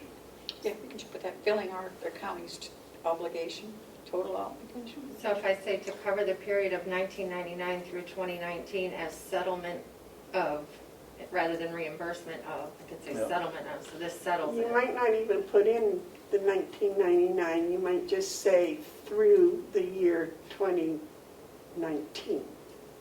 And that way it leaves it open as to how far back we went. Nobody knows. To cover the period through 2019 as settlement payment of federal pilot funds previously. Department of Interior pilot funds.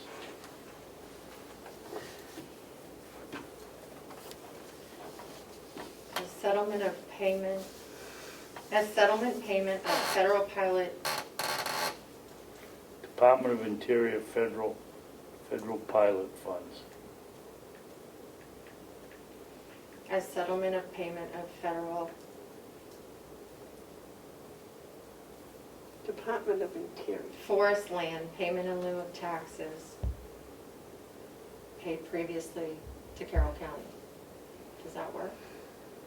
No, what you had before was fine. The Department of Interior, you just didn't put in Department of Interior. That's all David wanted. was So we'll the- take out we'll take out the word federal. Yeah, and put say in Department of U.S. In- Department of Interior. Pilot funds previously paid to Carroll County. Okey-dokey. The selectmen, a motion to accept the selectmen accept the generous offer from the Carroll County Board of Commissioners of $48,000 payable to the unincorporated place of Hales location to cover the period through 2019 as settlement payment of U.S. Department of Interior, payment in lieu of taxes previously paid to Carroll County. You didn't have settlement payment in there before. Well, he said that She he changed wanted that, she changed that from reimbursement, she said. You said you didn't want reimbursement. something to finalize, so that this is it through 2019, there won't be any further. So I had offered the word settlement. Yes, not settlement payment, just settlement. Okay. A settlement. A settlement of U.S. Department of Interior payment in lieu of taxes previously paid to Carroll County. Okay. So that covers the amount, that it's going to the place of Hales location, not the people. It's through 2019. It is a settlement in the matter of the U.S. Department of Interior payment in lieu of taxes that Carroll County previously received. Does that cover all the points? Okay. Okay, is there any further discussion? So Commissioner Babson made the motion, and McCarthy, did you second? I didn't, okay, thank you. Is there any more discussion? All those in favor say aye. Aye. Those opposed? No. Terry, are you abstaining? No, I vote yes, sorry. I wasn't paying attention.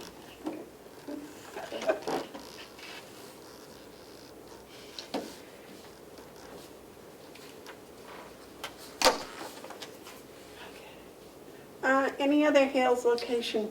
Yes, Madam Chair. Through the graciousness of the colleagues that I am able to work with and the folks at Coos County, I received a document that indicates that Coos County transferred Hales Unincorporated Township as of January 1st, 2004.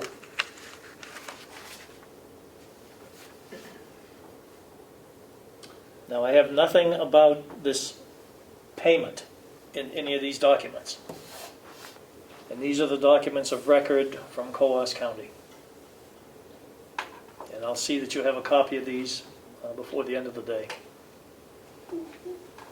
Did they pay Coos County prior to that? No information about that. It does say something about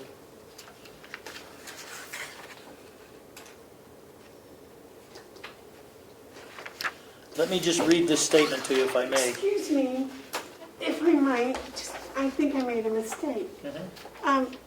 Coos gave us Hales January 1st, 2004? Correct.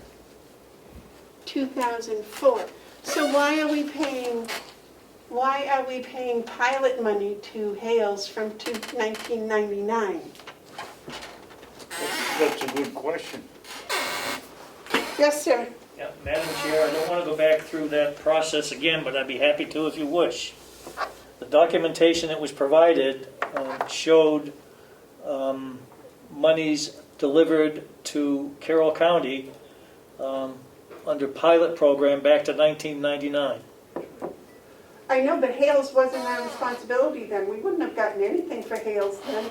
In 2004, we might have gotten something, but in 2003, they belonged to Coos County, so everything would have gone to Coos, not to Carroll County. But you showed on that chart that all those dollars that came to Carroll County.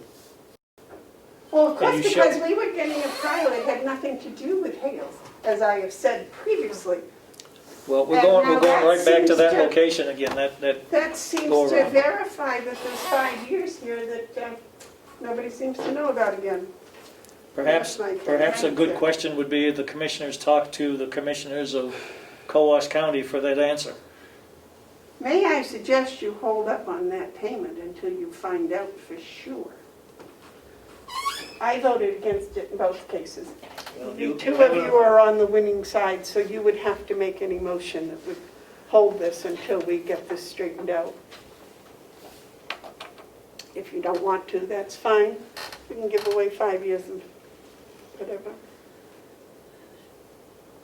Melissa's had her hand up, Madam Chair. Yes, I Melissa? don't know if I can help. So the pilot money, whether it comes from the state or the national or whatever, is payment in lieu of taxes to the place in which the exempt land is located. So Hales location has always been located in Carroll County. It's just that the management of it was under the control of Coos as part of their many, many unincorporated places. And then at a point when David Sorensen, Marge Webster, they were commissioners, Hales had said that they could no longer manage Hales, and they gave it back to Carroll County. And then in the 2013, I put my glasses on, 2003 annual report at the delegation meeting in December 17th of 2003, it was brought up that the commissioners have been notified that Coos County is no longer able to take care of Hales location. The voters in Hales do not want to incorporate The commissioners need the delegation approval to purchase a computer, staffing, telephone, etc. And then there's a motion by Representative at the time, Harry Merrow, to approve the Hales location financial appropriation. And there was another motion to start collecting taxes on a biannual basis. So from the information from the tax collector at Hales, at Coas County, that does all the incorporated places, she was gracious enough to do research and found their commissioners' minutes that back up this. So what I was able to gather is that it wasn't about where Hales is, it's who was managing it. So The money went to Coas because Coas was managing it. the pilot is based on acreage, and in that chart, if you go back in those Department of Interior reports, it shows the acreage. So the acreage for Hales was in there from 1999 to present. Hales is not mentioned on the Department of Interior report. No, because the payment, I don't want to argue either, I'm just providing you It's the not there. information that I have. That it was always about not where Hales is located, but who was managing it.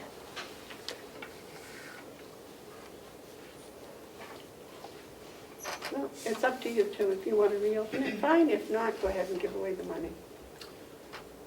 Madam Chair, I take exemption to your comment about giving away the money. I don't think it's giving it away. I think it's putting it in the appropriate place. You're Everybody's entitled to your opinion. Absolutely. and- So am I. Absolutely. But I just take exception to it. Thank you. Okay, if there's no further discussion on that, is there anything else from Hales? Yeah, so will I receive a check for Hales next week? These two are signing checks today, I'm not. No, next week, not today. I will talk to finance and make sure there's a check next week. Thank you very much. Nothing else for Hales. Okay, executive coordinator report, please. And Madam Chair, I just wanted to let you know that I did go down and try this in all the doors. So 1, 2, 3, 4, 5 doors, and it opens all but 2, the one from the hallway into finance and the one between the receptionist and the bookkeeper. It does not open those 2. Does it open the door between the bookkeeper and the finance office? I don't know, because I couldn't get into the bookkeeper's office to keep going. Okay. Thank you very much. So it opens the door into Cheryl's office from the outside. No, I'm sorry, no. It opens the door from the hallway into Laura, and it opens the door between Laura and myself, and then it opens... Not the one between Laura and Cheryl. Right, correct. Right, it does And not. it doesn't open the one from the hallway into Cheryl's office. Correct. So Joe is excluded from the bookkeeping office and the finance office. Unless they choose to open the door for me. It appears Okay. that way, yes. Well, they couldn't check and see from the bookkeeping office to the finance office. Well, if he can't get in, he Into the bookkeeping office, right. Those doors are not passable by that. A point of information, Madam Chair. Yes, sir. The finance manager has access to all the logs to trace back how that occurred, if any. His logs of when he changed it, when he changed his access. So Right. there will be logs to show what happened. That's the facilities director has Correct. those, I believe. Thank you. Okay, so we can check, because you had talked to him last week. Do you want me to do that again, or do you want to handle that? Well, that's fine, you can ask him what happened, and if he gives you any problems, we can, the three of us will just have Okay. to have a small Okay. discussion with him, I guess. And if you need, or should I just, as a matter of practice, just send the minutes to the director of maintenance from June 3rd, just showing what your vote was, just if that's helpful? Yes, because apparently he may Yeah. not have gotten a copy of that. He may need something for his records, so that's, okay. And it's executive coordinator's report. If I could, to begin with, could I yield some time to the human resources director because he has an issue to bring forward that we were working on together? Would that be okay if Chris came up? That's not an unpublic? Correct. No, it's not. Oh, certainly, come join us, Chris. Anytime you want to get on the agenda and you're not, Chris, just come at the beginning of the meeting, and when we have additions to the agenda, just tell us, or let one of us know ahead of time. You don't have to physically come in, but you could have told us then if you knew we wanted to come in. Right, we were working on it together, so I just want to give him some of my time because I don't have a lot to report, so. So what's up, Chris? I don't know what to report either. Hi. So I just wanted to let the commissioners know that we did receive a phone call and an email from the Department of Labor, and they want to review our CBAs in our county policy, particularly in regards to what happens when employees terminate. And so Melissa and I began the process of gathering the information for them, and he's going to review it on Thursday. So I'll be in communication with him, and he's going to review it and ask me questions, but we're going to go over it on Thursday. Could the commissioners have copies of that letter? Yep. It's basically an email. It's right here. Okay. Would you two like copies of that also? Pardon me? Would you like copies of that email? Yes. Yes. I'd like. And that's pretty much... Is there anything else we need to do with that? Nope. I think we have everything we need. I'm just gathering the information to make it as easy and efficient as possible. Okay. Thank you. Thank you for You handling. kind of try, I have no idea what you're talking about, but that's okay. I mean, I don't have many details either, except for they want to review the policies and the CBAs, and then review our terminations for 2020, and just for consistency. I'm assuming for consistency.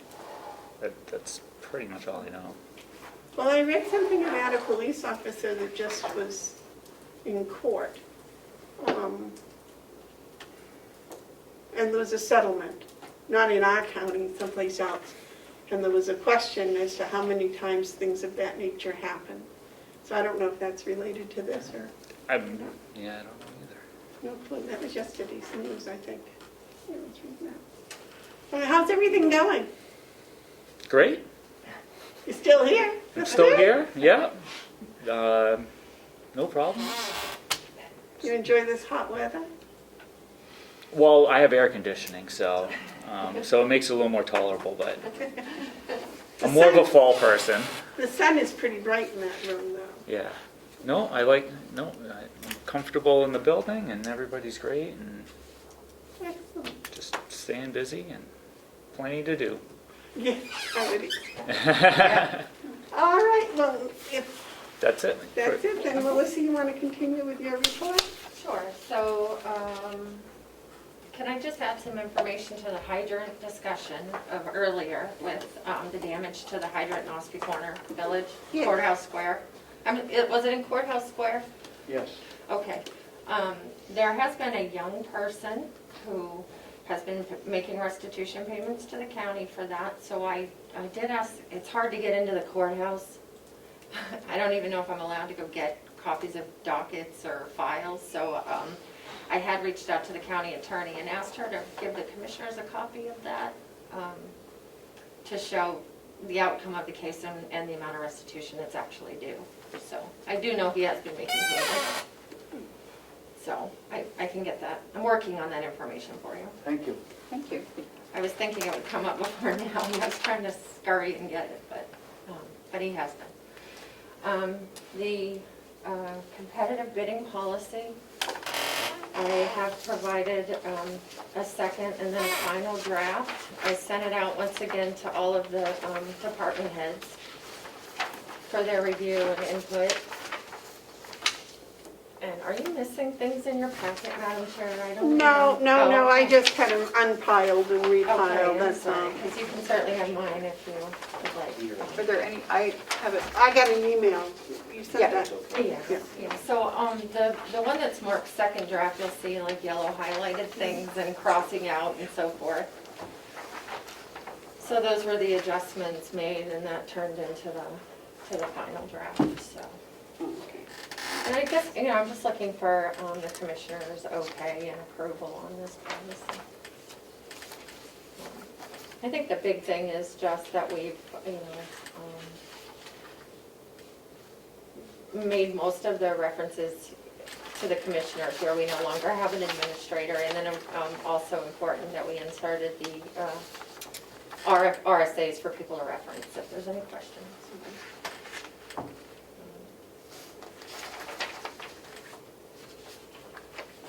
I thought on the final draft here, Yeah. when I read it yesterday, that we should be putting in 28.8 somewhere else in this sheet, and I didn't have a pen with me to mark it down, and now I can't find out where Okay.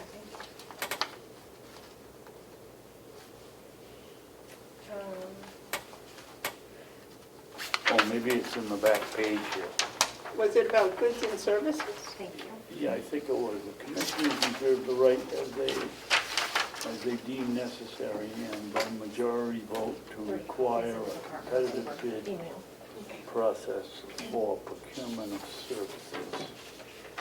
No, it wasn't there, but So under policy, the second sentence under policy on the front page, that sentence is directly from the RSA, so I could insert 28.8 there.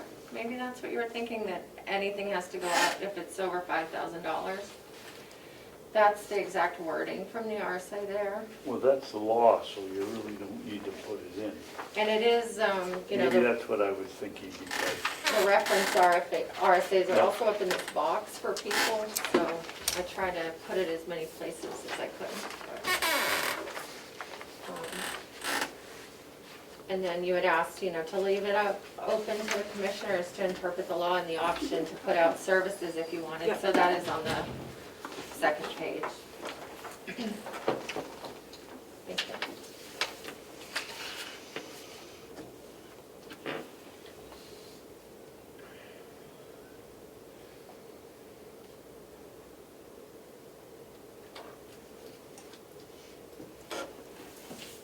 Madam Chair, I have to be excused for a couple minutes. Be right back. interesting.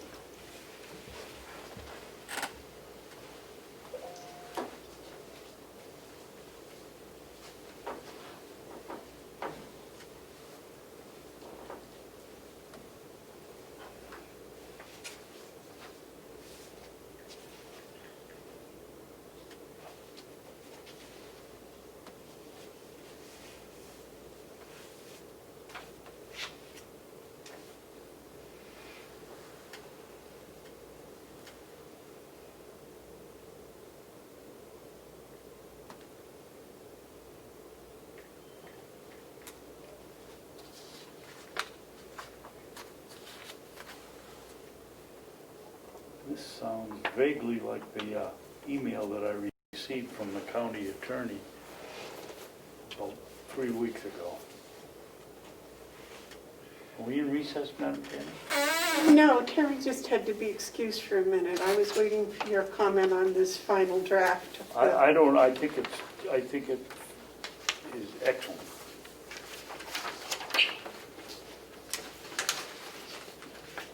I had no objections to it at all. No, I don't.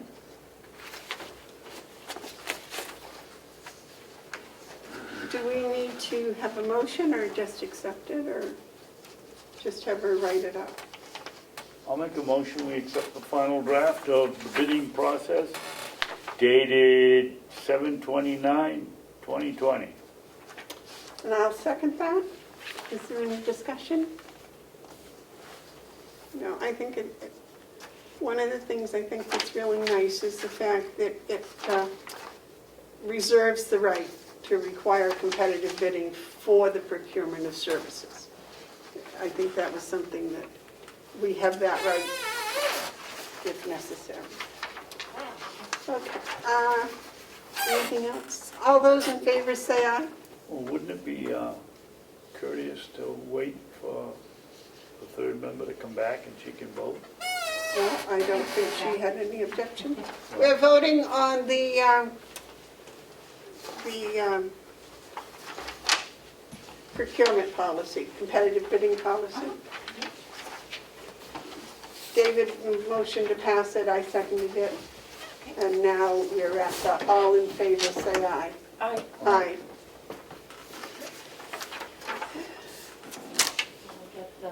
I did not bring the copy for signature, but I'll get your signatures on that, so thank you. Okay. And then I also had the right to know policy, so I hope to bring a final draft to you for approval today. However, I started thinking about it a little bit more, and I would like to, each department handles right to know requests. There may be requests made directly to the sheriff, the jail, Right. you know. So I would like to take some time to get a copy of any policy they may have in-house and try to incorporate it in the overall policy. So I'd like to hold off on this. That's all right, we'll just skip by. And I just wanted to remind you that the letters, the direct solicit letters for the auditing, those have all gone out. And those are due on August 20th. And how many did we send out? 8? Eight. So Was it advertised in any place or just all direct solicited? the direction I had was to direct solicit only. I can add it to the New Hampshire Municipal Association website, and it'll be on the county website. The Association of Counties website? And that was the other, because I haven't worked with them a lot. I've worked more with municipal associations, so I can reach out. I think it should go out to both of those, don't you, David? I didn't, I was writing a note here. The Association of Counties website and the Municipal Association. Yes, yes. Terry, Yeah. okay. Okay. So we'll get that done. And they're HR related, but to let you know that the chief finance officer and the jail superintendent help wanted are on the county website as well. And have they been posted in the buildings, our buildings? I know that the director of human resources was working on that. Okay. Making sure they were at all the time clocks. So I don't really have anything Okay, else. Okay. thank you. You're welcome. Um, Oh, did you hear us talking about you? Yeah, I did Yeah. have a question about, I just wanted to confirm that the job postings are posted within the buildings and online and on the website. Thank you. Thank you. And the advertisements in the papers? I did not initiate that because of the estimates that were pricey, and I did send them to the commissioners for review, but I didn't want to do that on my own without, Right. And I okay. had responded and asked if they were per diem or if they were per week, those ads. And could you do them for 3 days instead of 7? you did. I responded. It was per 7 days, right? It was per 7 days. Yeah, so I could do that for a shorter amount of time, yes.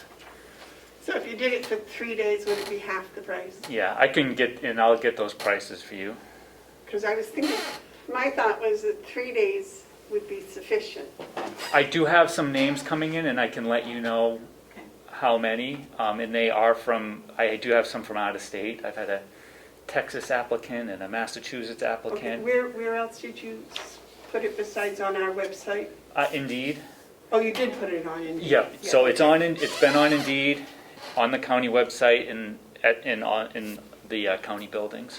So the question is actually the newspapers. Right, so I can let you know the number of applicants, and then if you think we should still do it, then I'll do whatever you'd like. What do you think, David, about maybe running it for 3 days in the papers instead of 7? I was shocked when I saw I the know. cost of the. I was Very too. expensive. I couldn't believe it.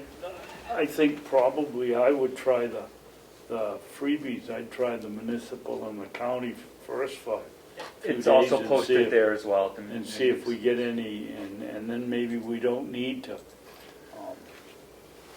Does the National Association of Counties have a website? Yeah, that's, I don't know, but that's a good point. Commissioner Webster, who is an advocate for the House of Corrections and on the National Committee of the Association of Counties, has offered to help locate or get the information out if we want to do that. Okay, great. So I think we have a lot of resources outside of the papers. That would work well as long as she isn't the one the shark bit. Because it was right there where she lives. I can zoom her in if you I want. don't think that is a funny statement. Goodness. I believe the lady died. But I'll keep you posted, and then we can continue whichever direction you'd like to continue.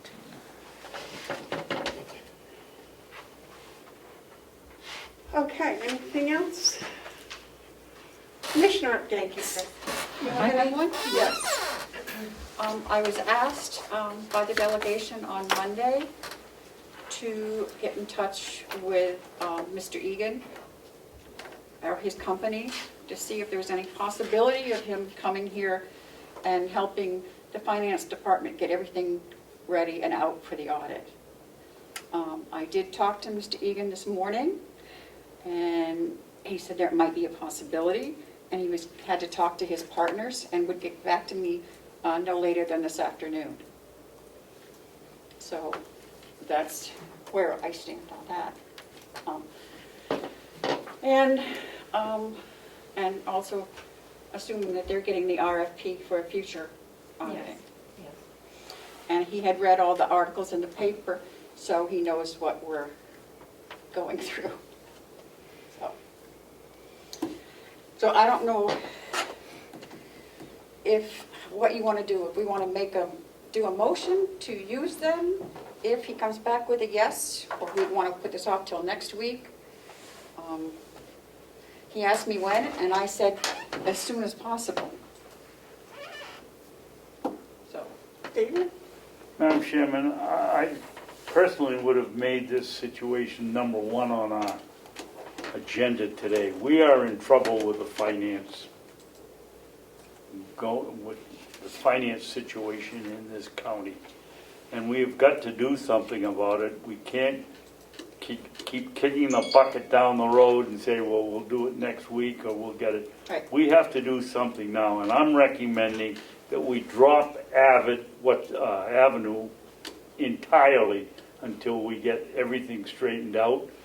The problem with the payroll checking, I would have dumped this company 2 years ago, but everybody comes in and says, oh, we're improving and we'll have to go through another one.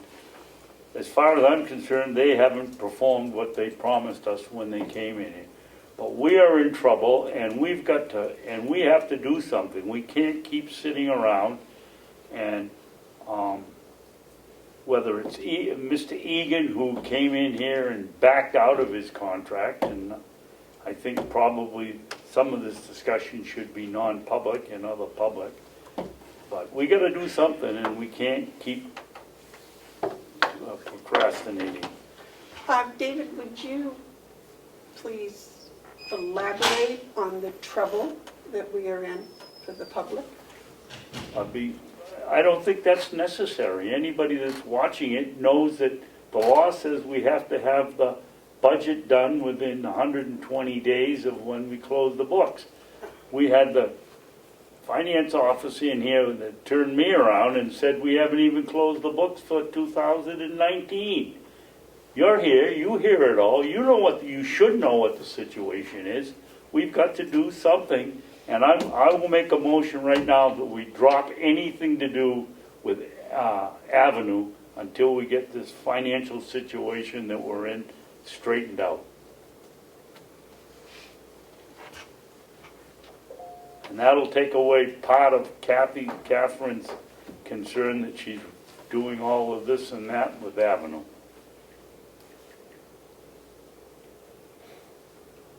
If I might suggest that you be a little more specific, because I believe that they're the ones that all of our bookkeeping system is on right now.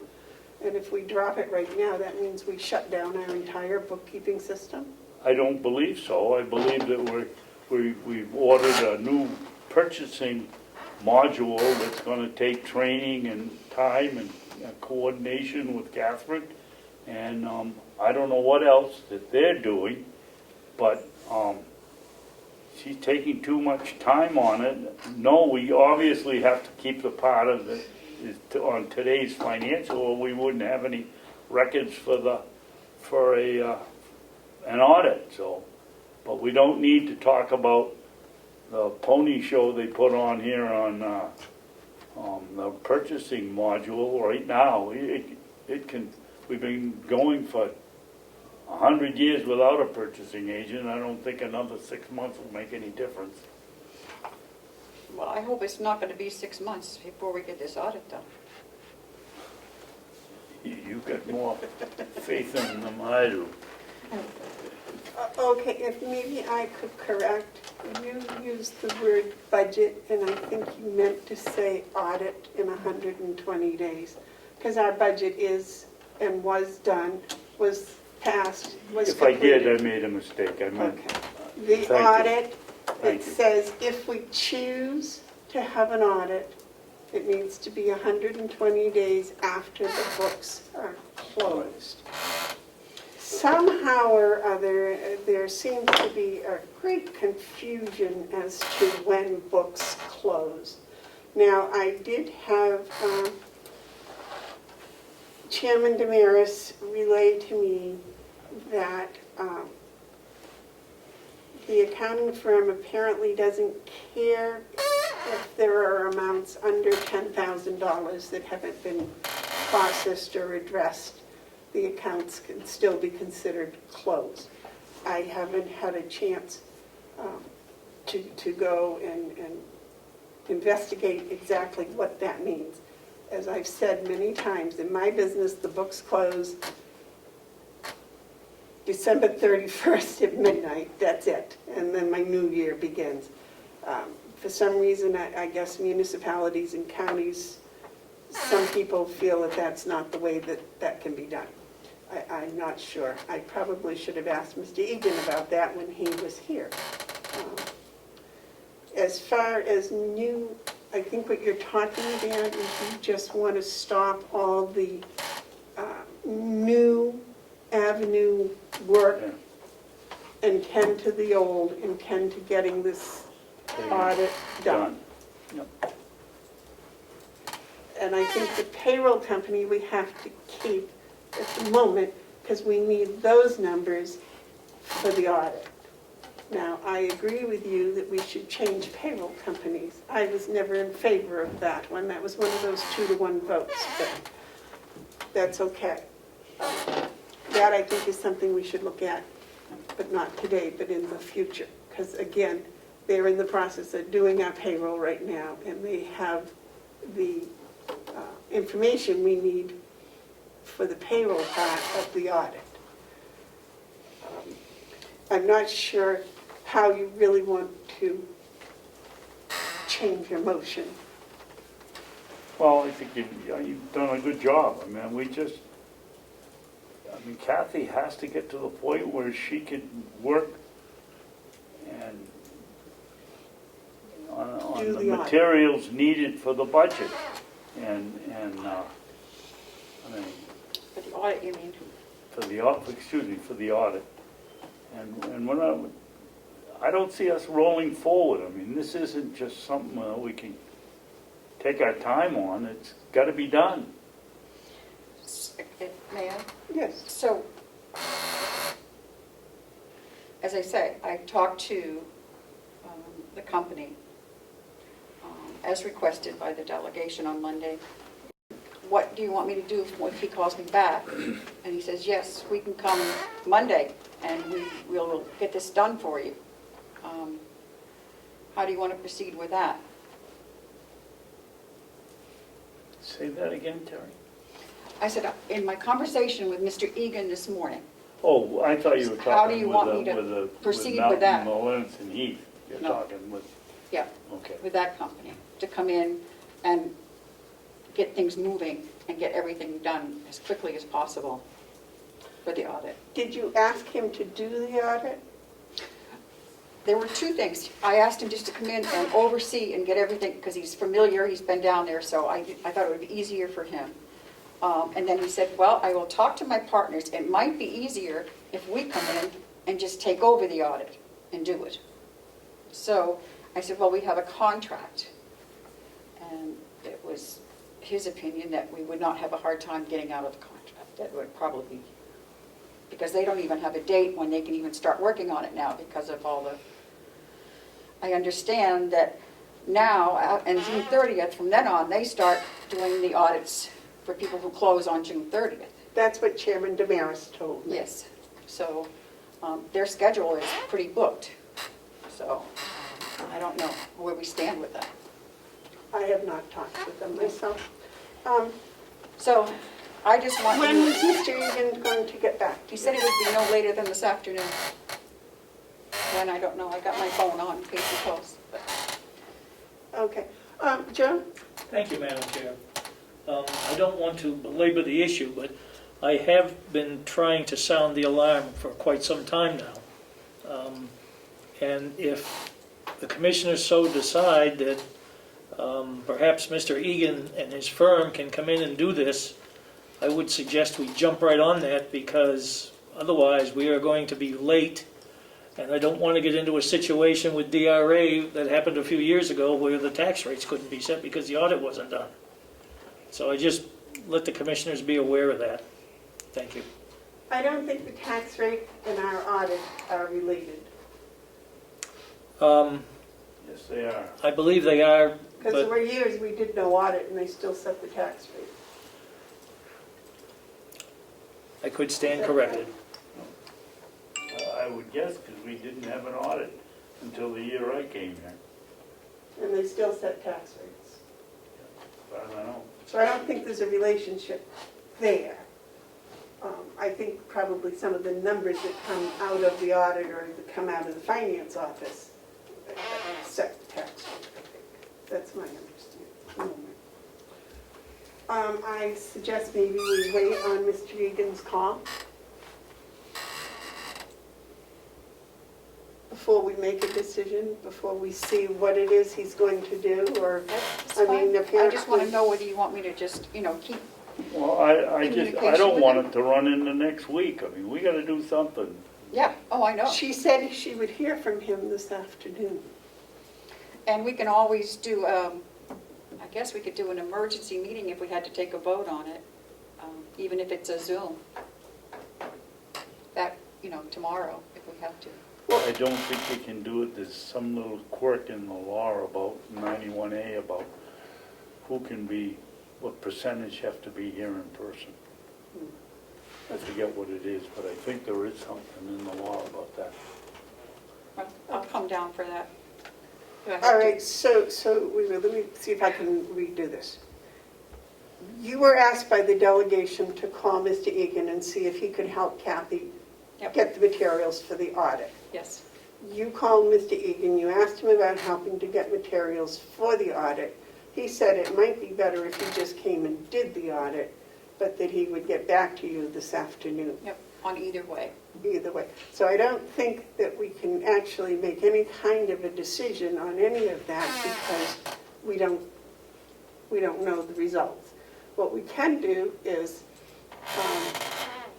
I can recess the meeting, and then if Terry gets a call, I can reconvene the meeting.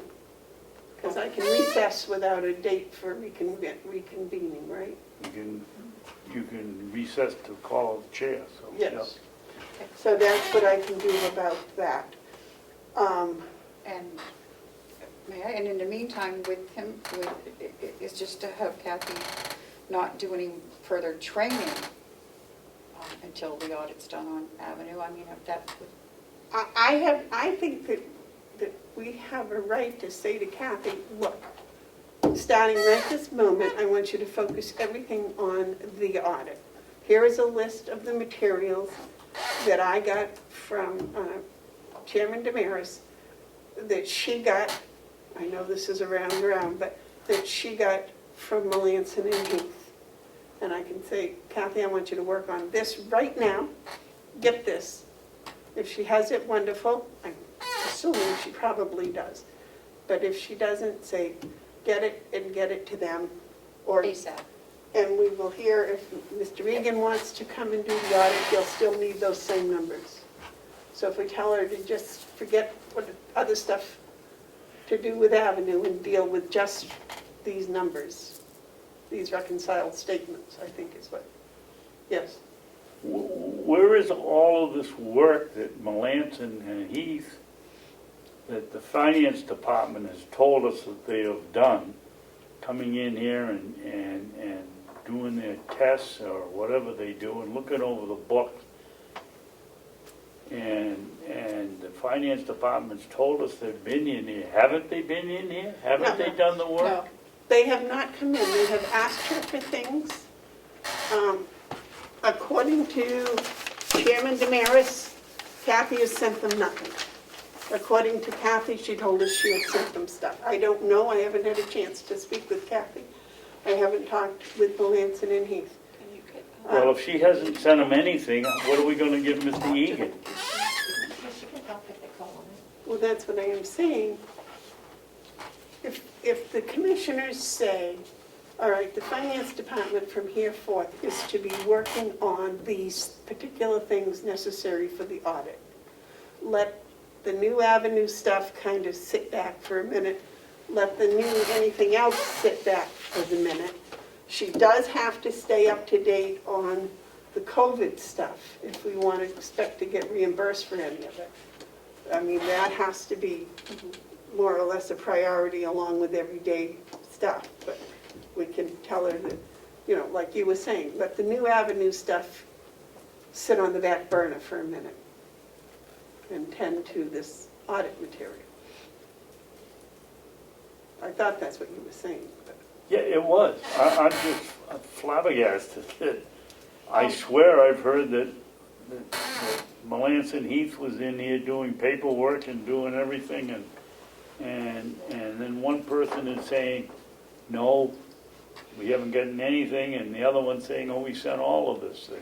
Well, The whole thing doesn't add up. Melanson and Heath have not come in, they said, because they weren't traveling. Like Mr. Egan wasn't traveling. These companies weren't traveling. Okay. Okay, that's what happened with Mr. Egan. It wasn't that anything negative happened, it's just he had to tend to some of his other businesses that were close and he wasn't traveling. Go ahead. I know. May I don't know if I could suggest that Chairman Damaris is on the screen and she's the one that actually talked to them yesterday. If you want to hear from her exactly what they told her. That's up to. Oh, well, I don't mind if you want to hear it, David. Did you Sure, talk to the Egan? sure. Has she talked to you? She called me last night. So we've all heard, I mean, but if you have something you want to share with us, that's perfectly all right also. Well, I think for the public to know what's Yes. going on here. Well, that's what I'm saying. I don't know if she can hear me or not. Can she hear me? Yep. Yes, There. You're, okay, you're not muted, okay. okay. So you can hear me now? Yes. Okay, thank you. I was tasked by the delegation to contact Melanson and Heath to find out what is going on. And what I found out in talking to them was they have not even started our audit yet because the county hasn't been ready and sending them the materials that they need to begin to work on. Basically, they do, excuse me, when they make their contract, they contract to do the work on the people who have a December 31st closing, to do that in the first 6 months of the year. The second 6 months of the year, they do the auditing on the companies that have June 30th closings. So that's why, as this has delayed, it's becoming more and more difficult for them to save the time to do that work. They said we spoke to Catherine after the meeting, she said that she had difficulty closing the year because there were outstanding payments that would come in, and after she thought she was ready to close, and she had to track those down. So that's why I asked the question when I spoke with Cheryl Burke at Melanson and Heath. I asked the question about problems with closing, and she said that for companies or agencies the size of ours, in the multi-millions of dollars, that individual small outstanding vouchers are not material if the value is under $10,000. That they either, while they're working on the audit, if they come in, that they can make adjustments at that time, or they make adjustments into the next year, but just those odds and end things that might trickle in late. So that's where that issue came in. He said the key things that they need is they needed the cash accounts to be all reconciled. They need the receivable to be reconciled and recorded into the general ledger. They need the listing of the liabilities. And let me see this other. I'm trying to look at my notes. The payroll we have from another company, but they need those numbers entered in as well. So those are the things that they need to even start, and they have not received them. So that's the issue. And so they're having difficulty. They need to get going on it, or they're not going to be able to do it because they have the other companies coming in that ended June 30th, because we were scheduled for the first half of the year. So that is their difficulty. So what my concern was, after talking with her, and why I contacted you, is what can we as a county do short term in the next few weeks to get help, to help catch Catherine up, to get that paperwork together and get it into them as quickly as possible. And that's why I suggested, could we contract with another professional firm or a person or someone to come in who understands municipal or county books and would be able to get us moving in the next few weeks, at least short term, to get those books into Melanson and Heath so they can fulfill their part of the contract, which they cannot do until we fulfill ours. And I believe that's what Terry did this. Terry contacted Mr. Egan for exactly that. Right. So that's where it came from. I was tasked by the delegation to make that contract to see what we could do to deal with this.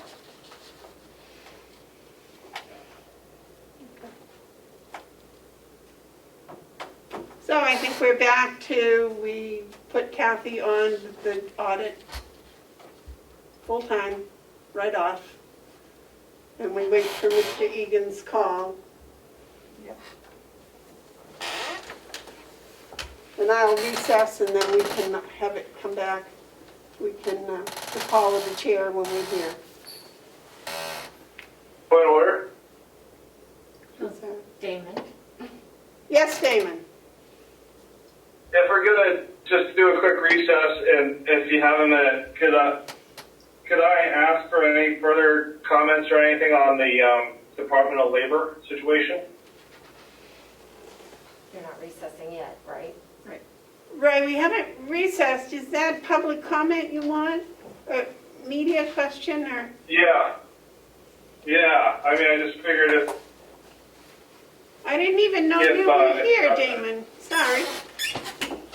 Oh, that's okay. You were. I don't know. Why don't we see him on there? He's just talking, he's not video. He's up in the... Oh, It okay. says, I can't read it either. I was wondering who, it looks like his living room rug, his name down in the corner. Oh, okay. Got it. All right. Eddie, is there anything else you want to share with us? Basically that's it. And I'm hoping that we can, as soon as possible, get something moving to get that audit going. All right. I'm trying, we're trying. I think we're all in agreement on that, yes. Okay. All right, now, let's see. We are still at commissioners' updates. Okay.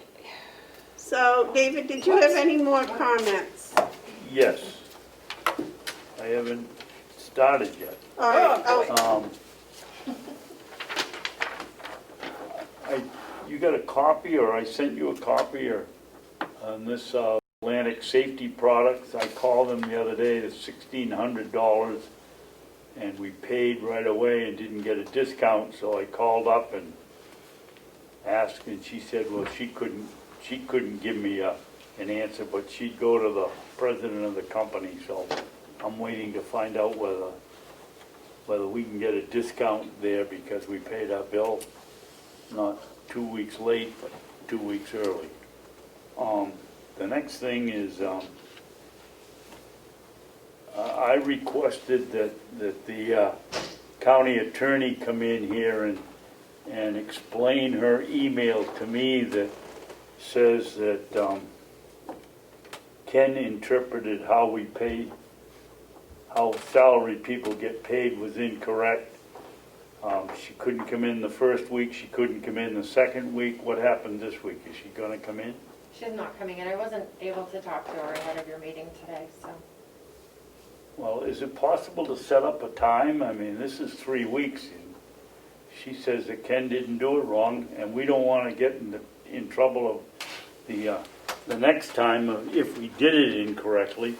We want to make sure we correct it. We can't correct it unless she comes in and tells us what we're doing wrong.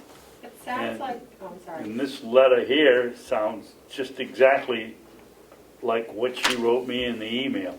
So, I don't know what's going on, but we ought to find out when we pay salaries, how much we can expect from the salaried person.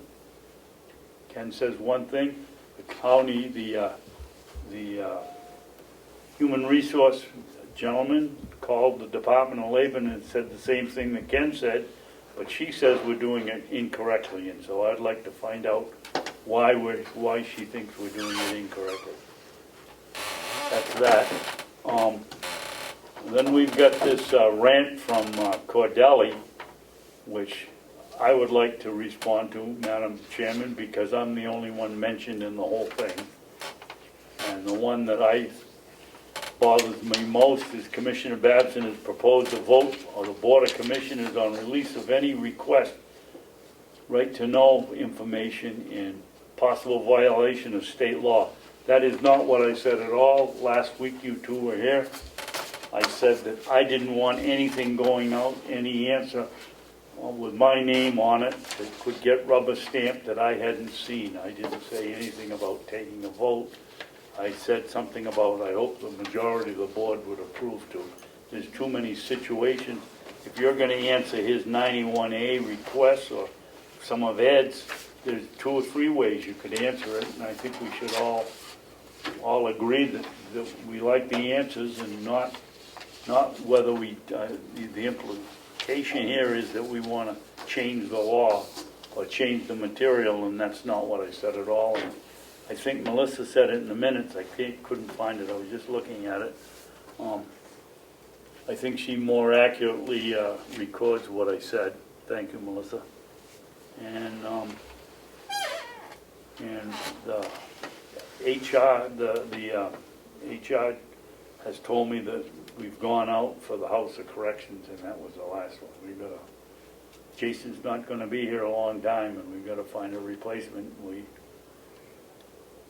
It's like the audit seems to get put off and put off and put off, and let's get it going. I thought that the ad has gone out for the super, yeah, the ads have Yes, gone out. that's what I said. Yeah, okay, good, That's taken care of. good. Is that it? Yep. Okay. May Go I? ahead. Yes. Could I don't know if we have to make a motion or not, but to have the old server disconnected and taken out of the business office. It hasn't been used for quite some time, and it's still plugged in and running, even though it's not serving any purpose. So could we ask John to disconnect that and take it out? Is that the one in front of Laura? Yeah. I mean, it's, We're not using it, why are we running it? okay. So Why hasn't John already disconnected it? If it's not being used. He just doesn't do things like that without some Direction. direction. So I think that was the intent. Well, I think we probably should ask him first if it's something we can do, if it's all right. Yep. If it's not being used to hold any stored information or anything. Did you talk to him?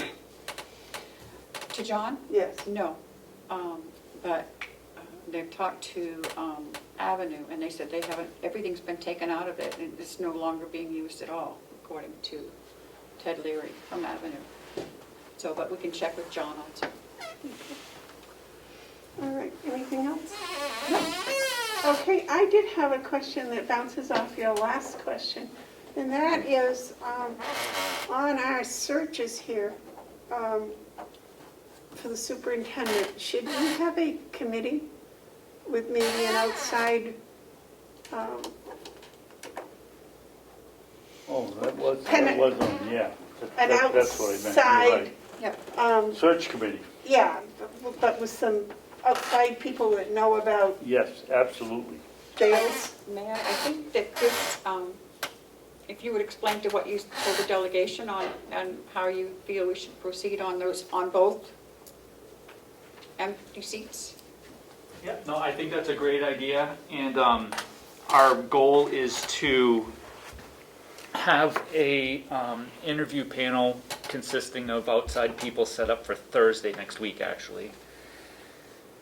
So we already have, excuse me, I think we already have 4 applicants. For which position? We're superintendent. Oh, wow.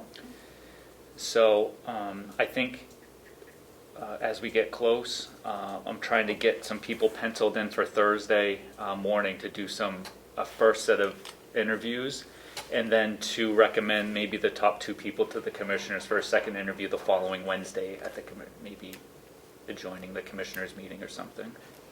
Okay, but you're going to have an interview panel? That's what I was asking. Yes, About a search if- committee or an yes. interview panel? Yeah. Some from outside of our county? Yes, That has to do with jail systems? yes, yeah. If we could do that. Is there an expense involved with that? I will get back to you on that. I don't know. Do you know, David?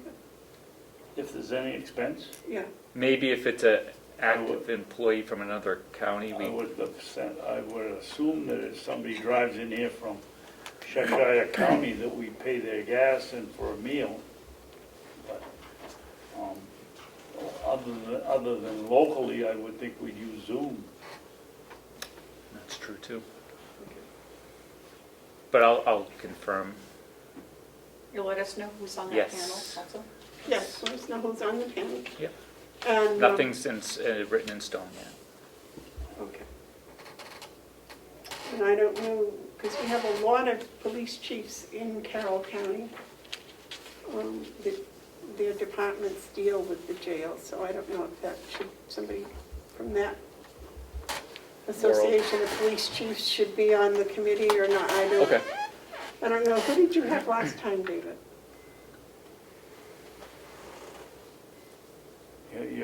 You're really pushing it, aren't you? Well, you were I here. can't, yeah, but that was 6 years ago. We have a retired superintendent that's available that lives in Ossipee, and the name escapes me, Retired from here? from a different county. That would be good. Superintendent? I believe so, yes. I don't think so.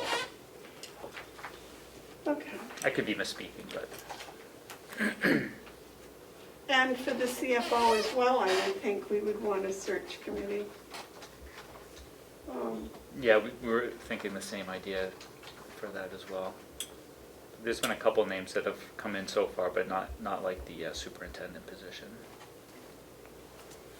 But I would think that it would need to, we would want on that search committee, people that are familiar with county and municipal government funding and how that all works at the, the government level as well as Right.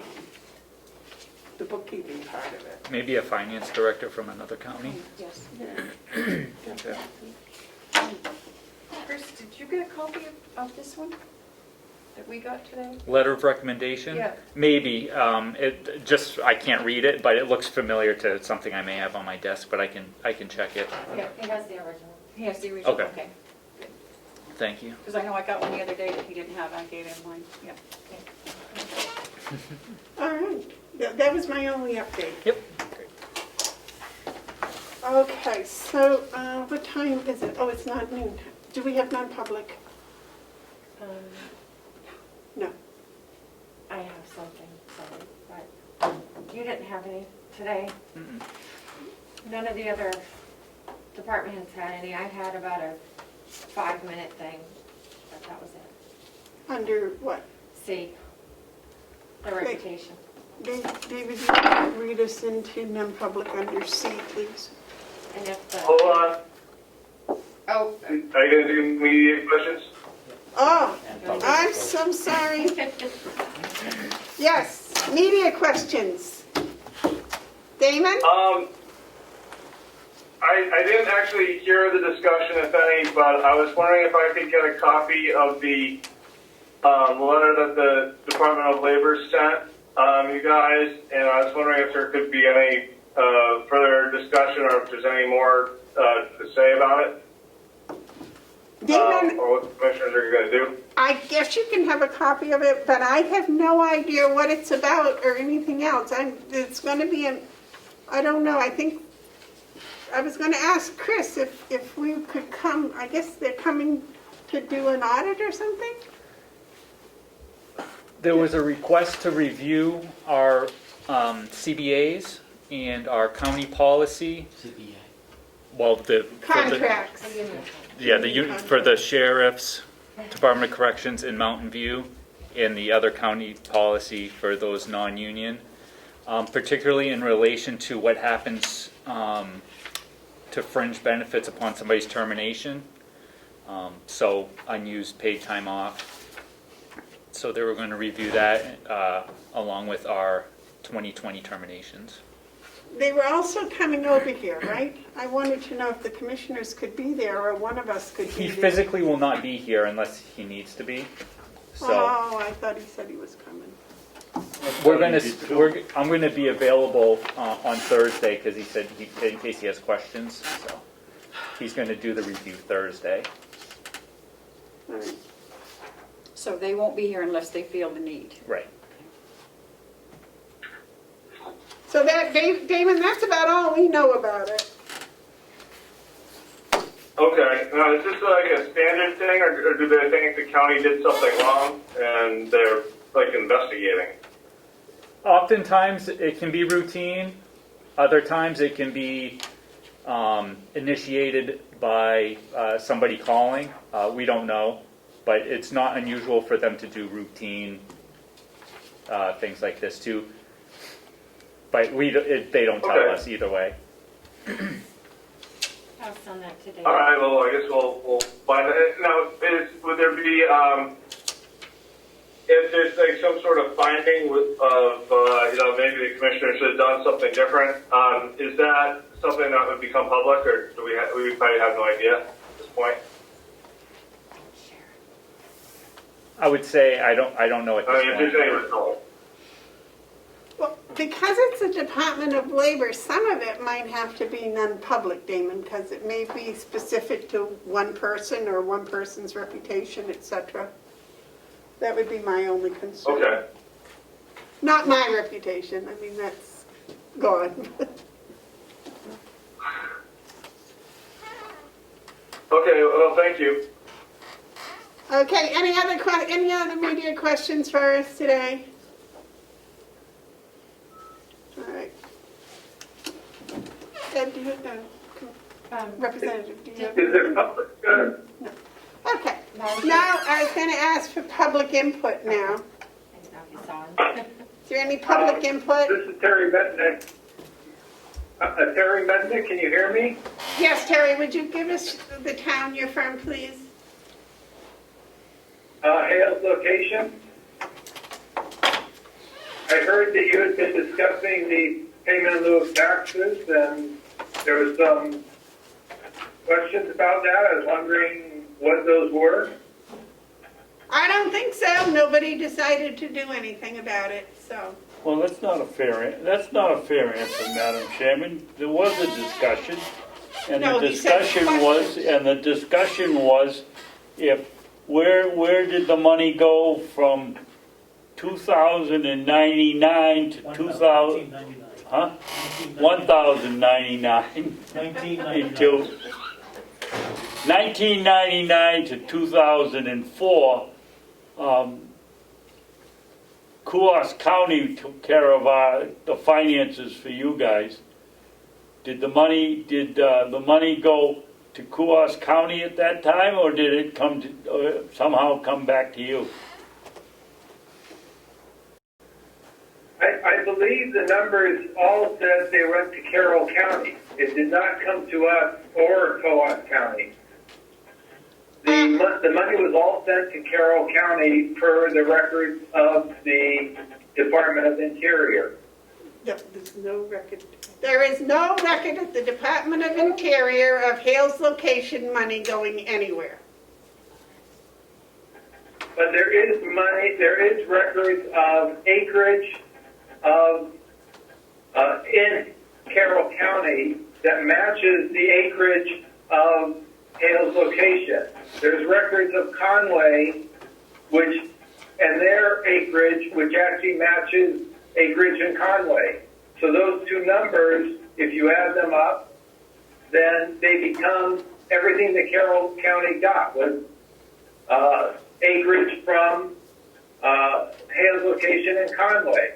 You don't have any other towns that have forest land in them other than the two of us that you got. These other towns all got their money directly.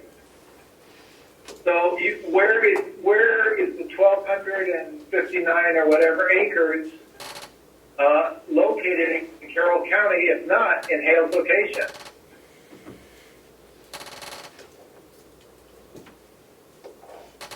So yes, it did not have our name on it. You're correct. Thank you It had very Carroll much. County's name on it. But the acreage is up to that which was in is in Hale's location. And those numbers of acreage are on the report at the Department of Interior for those years. I have never objected to that at all. Okay. So what's the point? The money did not go to Coos County for those years, and the money did not come to the town of, or any place other that I know of other than Carroll County, because Carroll County did not send that money to anyone else. It just went in their general budget, in their general fund.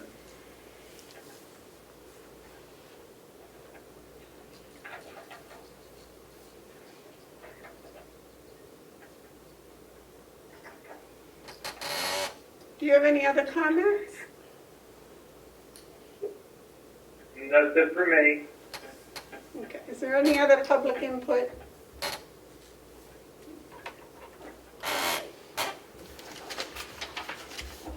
If that is all, David, would you read us into non-public under C, please?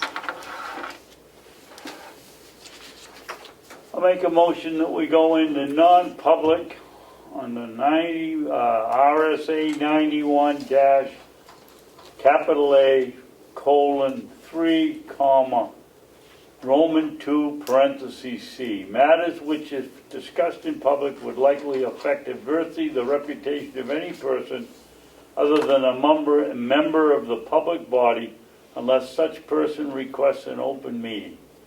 This exemption shall extend to include any application for assistance or tax abatement or waiver of fee, fine, or other levy if based on the inability to pay or poverty of the applicant.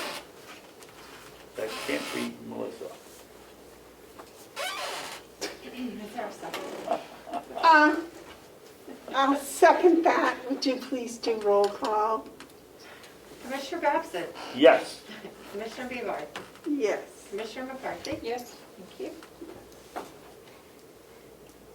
11:53. Goodbye.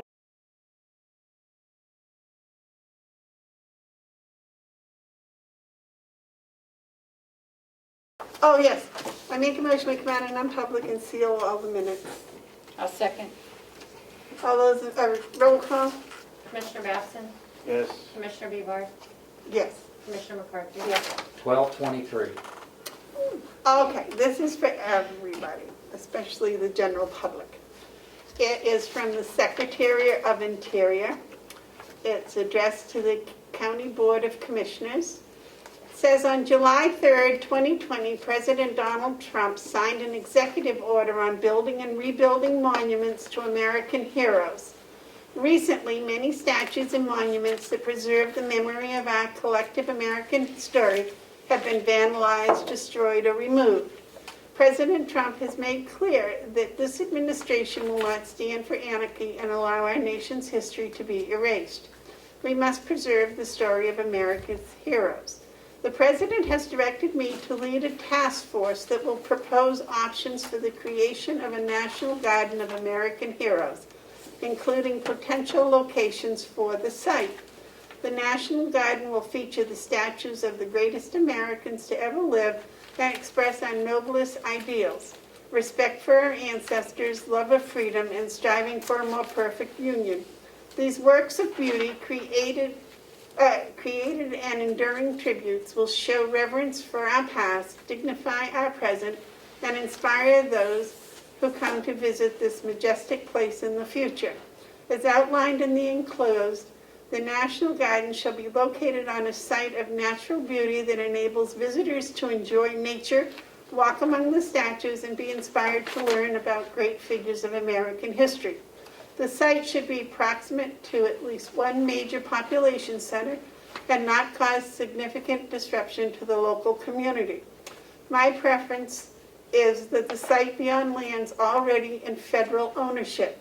The task force will also develop a process for accepting donations or loans of statues and monuments by states, localities, civic organizations, businesses, religious, etc., etc., etc. I ask that you respond to this letter in your capacity as county officials and provide any recommendations that answer the following questions.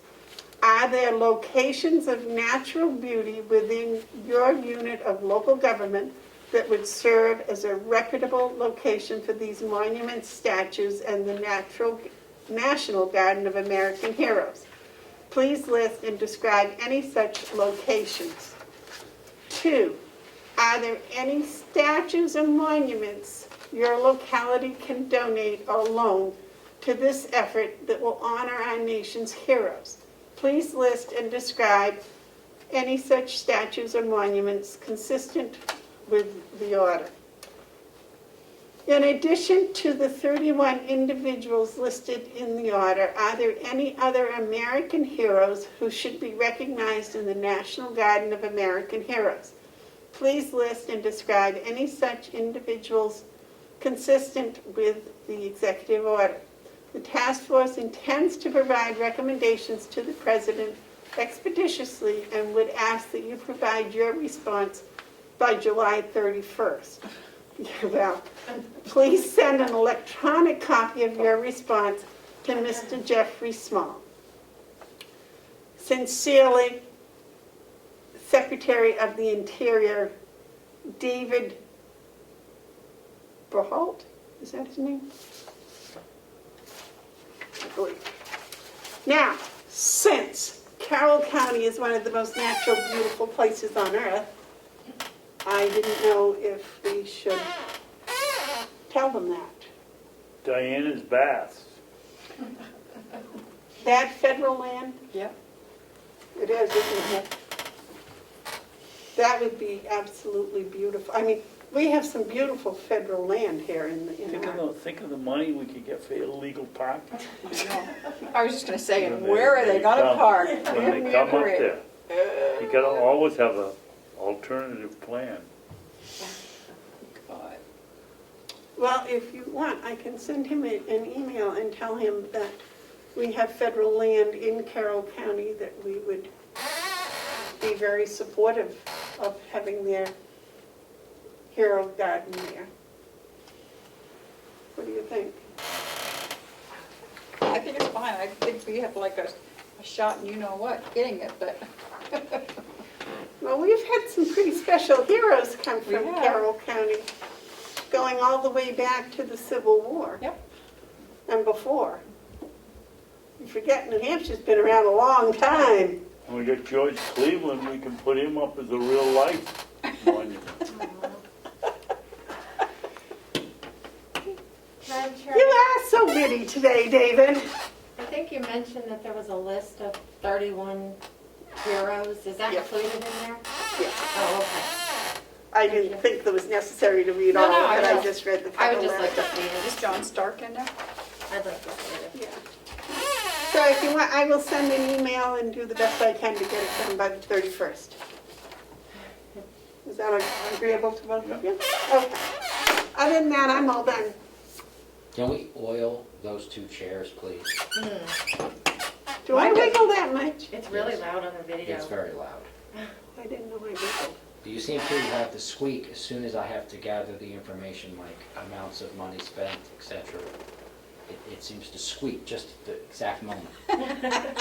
Or someone coughs. Are you saying? Okay, I'll wait a motion to adjourn. Are Yes. you recessing, waiting Yeah, Scott? we're to recessing. call- Oh, yeah, we're going to Okay. recess until the call of the chairman. Thank you.